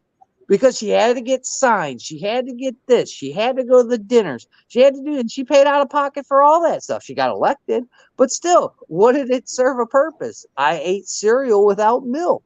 You know what I'm saying? And we got to make it where you can eat cereal with milk and be able to afford to run for politics, folks. I mean, cereal with water sucks, man. I've been oh there. God. I used to use half and half because she drink coffee, and I used half and half. God, talk about horrible. But hey, you gotta do what you gotta do. But I mean, that's one of the biggest drivers in today's politic, forum is money. Money drives these people. I've never seen people that would fight over. That's one of the biggest things that I've never understood about this whole thing.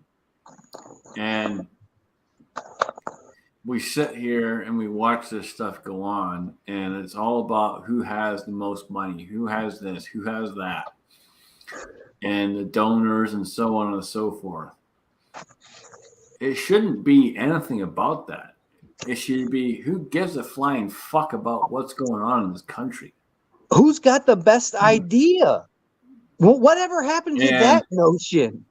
Who's got the best whatever idea? reason it is, it's whoever's got this going right here. Yeah. That's all it is. And it sucks. And it's horrible. And it destroys everything that this nation is supposed to be. Oh, absolutely. And then allowing people like Soros, and I'm sure there's people on the right side as well, contributing tons of money to get people elected. That just, it makes my mind want to explode that can be allowed. How is that not interfering in elections? And there's a lot wrong, even just and don't get me wrong, I feel like we should have a multiple party system, but right now it is not working in any way to shape any kind of progress. You've got each side, for the most part, when it's split at like 41% or something. And I've seen some comments out there about having a third party. Why? We can't figure it out with two. Why do we need a third one? Like, it's not working the way it is. Why would you add another one? Yeah, exactly. And there is another one, but all it does is help work towards who's getting paid the most money to help which party they're going to go to at that point, or how their votes are going to affect that other party. Most times it would probably be better, at least on the conservatives, for them to not be there. We've lost a few people here. Chris jumped off. Daniel jumped off. We're going to start going through the room and get off of here. Before we go, and before I start going through the room, guys, again, I want to emphasize what this weekend is about and what this is all about. And it's not about sales. It's not about this, that, the other. It's about remembering the people that have lost their lives, defending our freedom, fighting for our freedom, and being there so that you can have what you have. You may live in a state that has a lot of restrictions, but you still have freedom. And it's because of the people that have stood up and volunteered and did what they did to make that happen. And that's a huge sacrifice. And it is a big sacrifice. I've been fortunate enough to know many veterans and know many people who have did the deed, and I've been fortunate enough to know many that unfortunately have lost their lives too. So it's a huge thing, a big deal, and it means a lot to me. With that being said, we're gonna start going through the room, and Rich, we'll start with you, brother. What you got?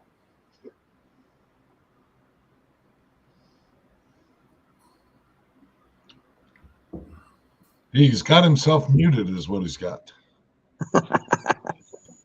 My bad. Yeah, I'm getting ready to go on a well-deserved vacation here pretty soon. Probably once I get back from that, I'm thinking about looking at more hobby stuff, looking at maybe some pilot stuff. But I do want to get out more videos with more of some, not a whole lot of political stuff, but at least trying to just put more gun stuff out there, just to show that it's okay. You can show a gun on a video, and yeah, I may not get a lot of views or whatever. It doesn't matter. At least it's and that's just kind of like off the top of my head where I feel like I want to go. I want to try to get back to having fun with it, and looking at just working that way to spread information the best way that I can on my limited scope of viewers, and just that's about all I can do. Hopefully have some fun in the meantime, and get back to laughing. There hadn't been much to laugh about since the administration has taken over, because it's been that constant attack. Now, although it's always going on anyway, but it's just seemed even more so. And then they keep adding more crap into it that seems to fit into that agenda in a overall way. And so I'm just looking to have fun and try to show people that guns are not evil, that actually they're something that do more good for us than bad. We're talking about Memorial Day. If it wasn't for weapons, we wouldn't even be having this discussion, right? And so it's a lot more important than people realize, and just trying to get that information out there as best I possibly can. Absolutely, man. And we are definitely appreciative of you being here, and glad you could make it, man. It's been a long time, and way too long. We appreciate you for sure being here. Thorzak, you're right on the money, man. We try to do things here, especially on this stream, that coincide with what America stands for. We try to do that here. So I appreciate you, Thorzak, man. Definitely. Roll call. What you got, man? Well, first of all, I want to apologize for being late. Life takes weird routes.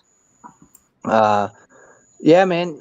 Anybody wants to come over there, take a look at what I got going over there on my channel, feel free to just slip on through. You don't have to do any of the perks or any of the Patreon stuff. You don't have to do anything.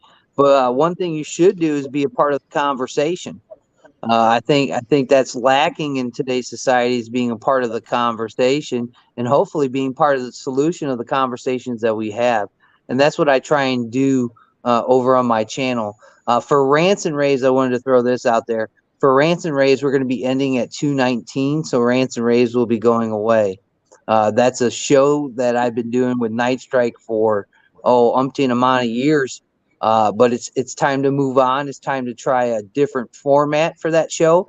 YouTube doesn't quite like it, so we're going to try and do things in a different light and maybe a different tone, so we can still get our points across and we can still be heard. I say it, when communication breaks, that's when we have the biggest problems.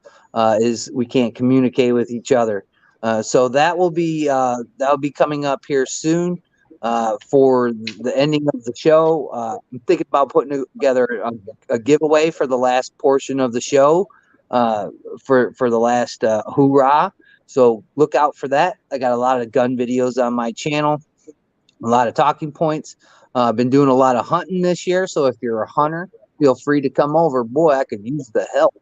I'm 0 for 6 now for turkey hunting. Been doing it for 6 years and haven't shot one of those son of a bitches yet.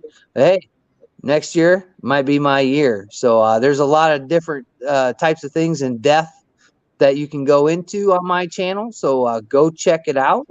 Be a part of the conversation. Come and talk for what we got left for the remainder of live chats. And like always, guys, we'll catch you on the next one.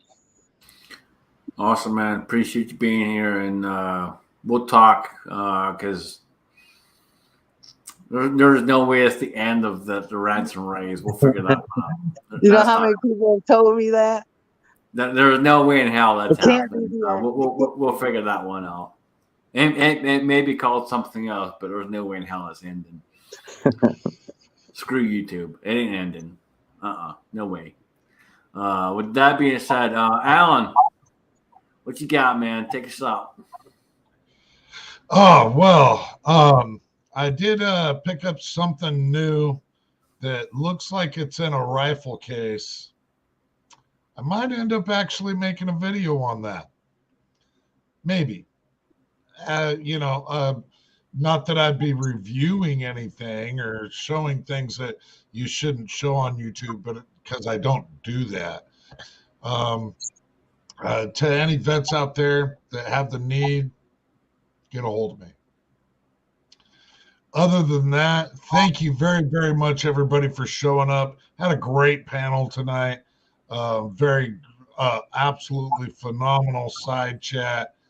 And going to finish it out the way we normally do by reminding you to keep your magazines loaded and one in the chamber. Woo!